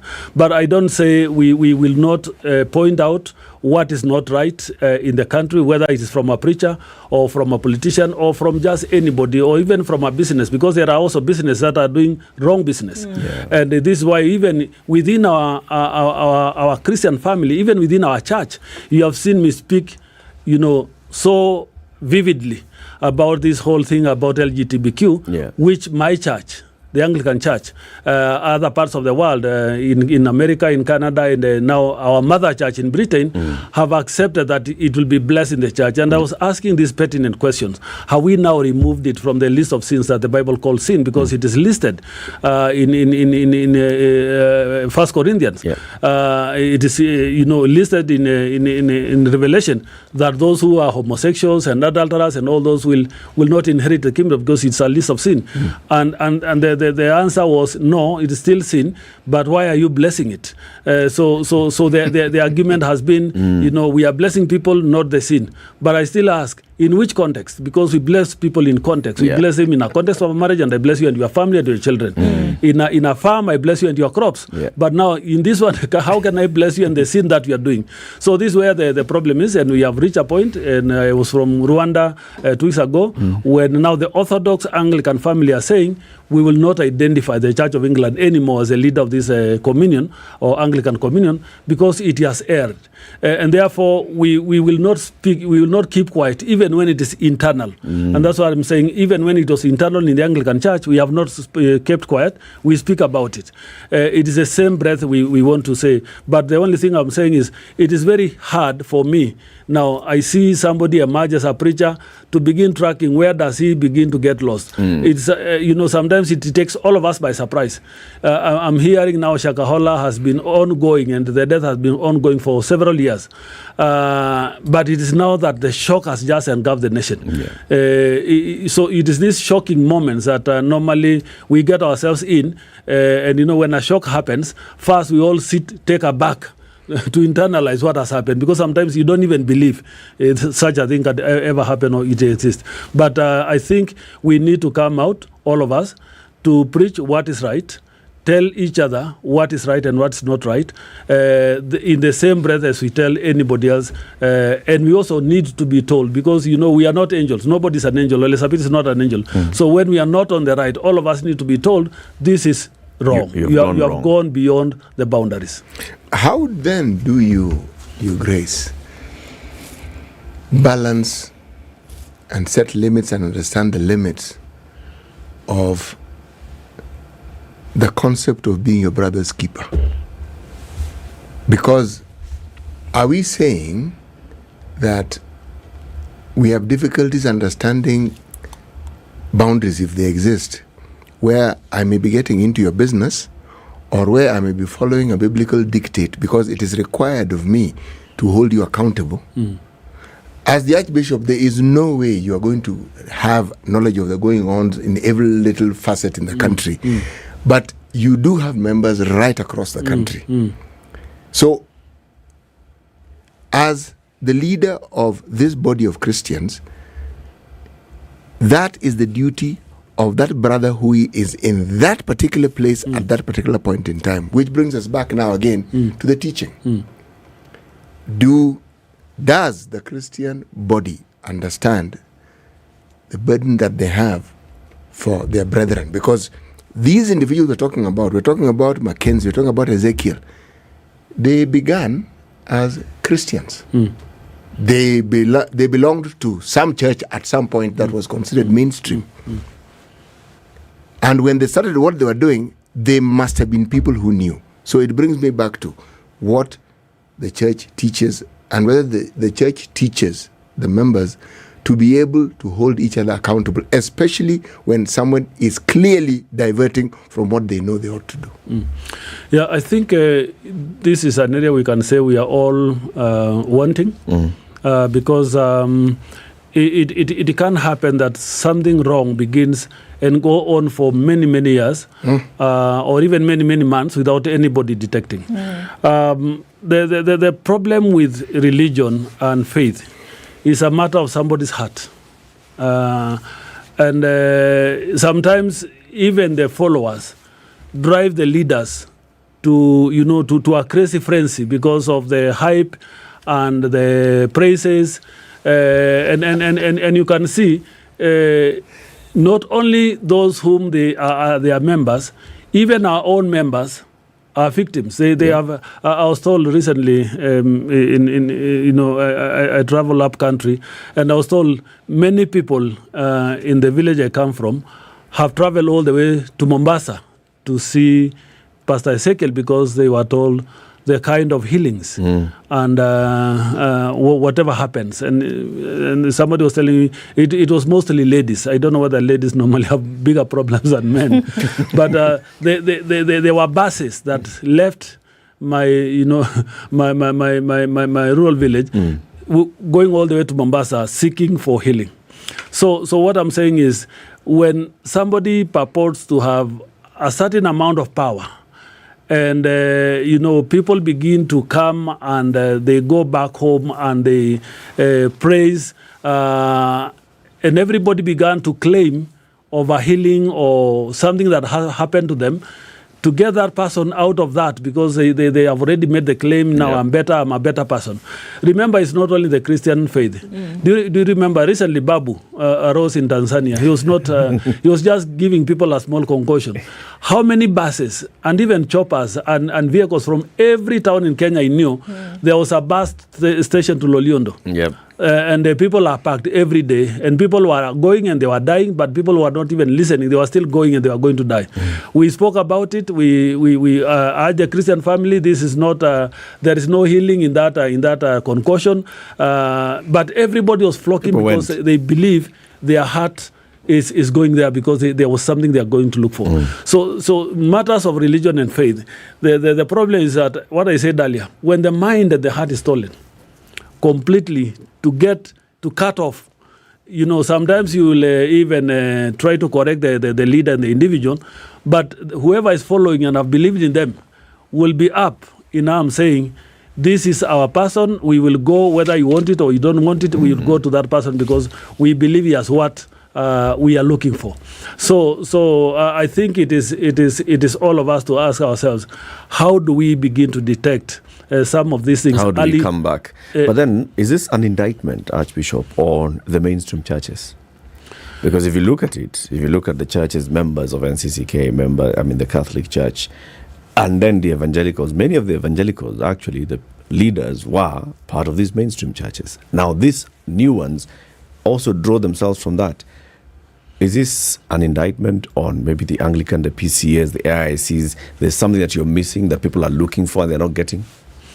I think I will want to say probably yes.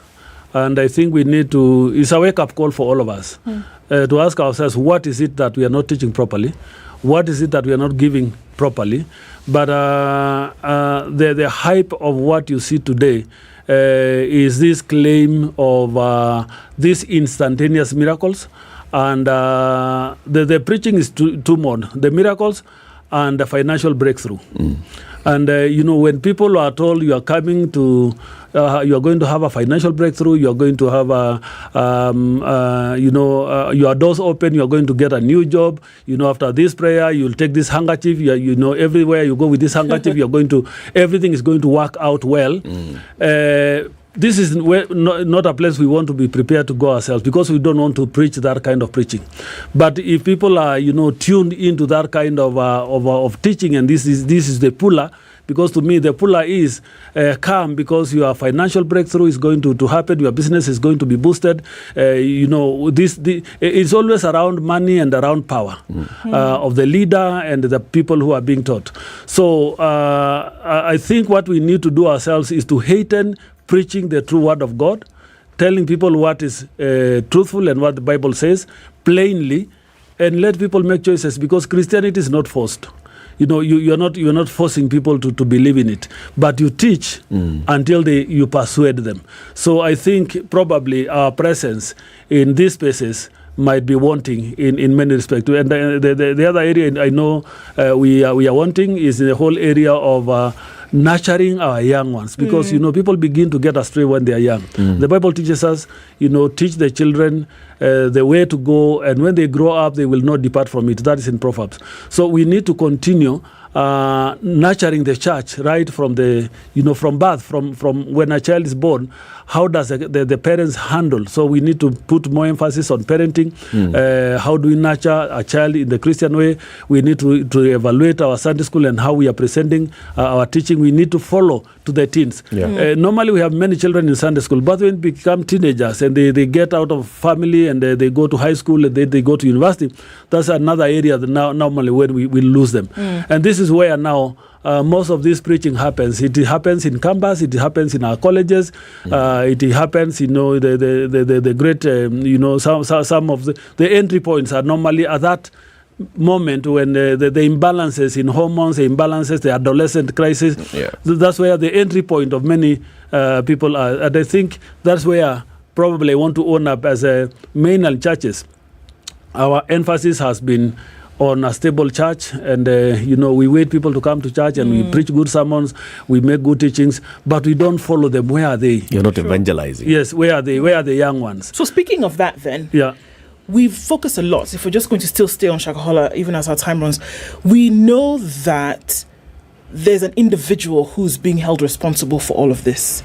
And through the conversation, we seem to forget that the 6,000 strong congregation, rest the souls of those who have departed, who believe what this man has been preaching. And they are still in society, they are still in community, they are still influencers in their own right. What needs to happen as far as they are concerned?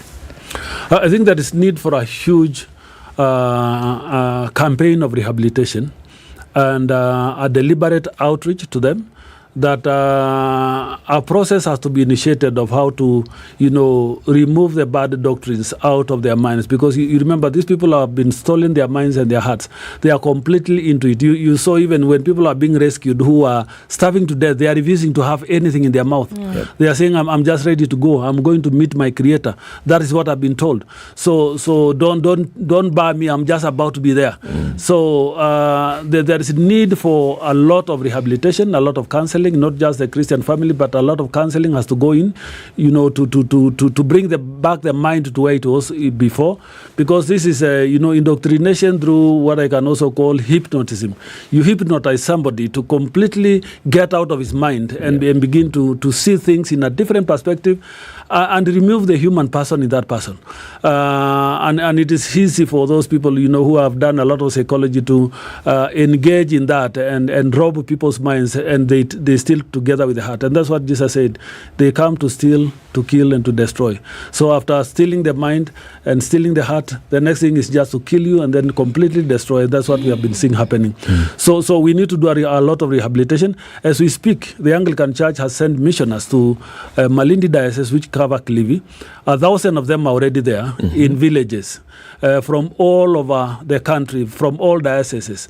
They were sending 100 per diocese, 60 and 80. So we have made up 1,000 missionaries who were camped in Kilifi the whole of last week until yesterday. And the hope was evangelizing and teaching the true gospel and trying to find those who have been indoctrinated to be refocused again, to see Christ in a different perspective. Christ the healer, not Christ Christ the killer. Yeah. Archbishop, thank you very much for joining us today. Asante sana. Come again soon, and let's continue this conversation. I will. Archbishop Jackson Olesapit of the Anglican Church of Kenya has been our guest today, and we thank you very much for tuning in to Kenya's biggest conversation. Enjoy your Labor Day. We'll be back tomorrow morning, God willing, 6 a.m. to 10 a.m. It's now 10 o'clock.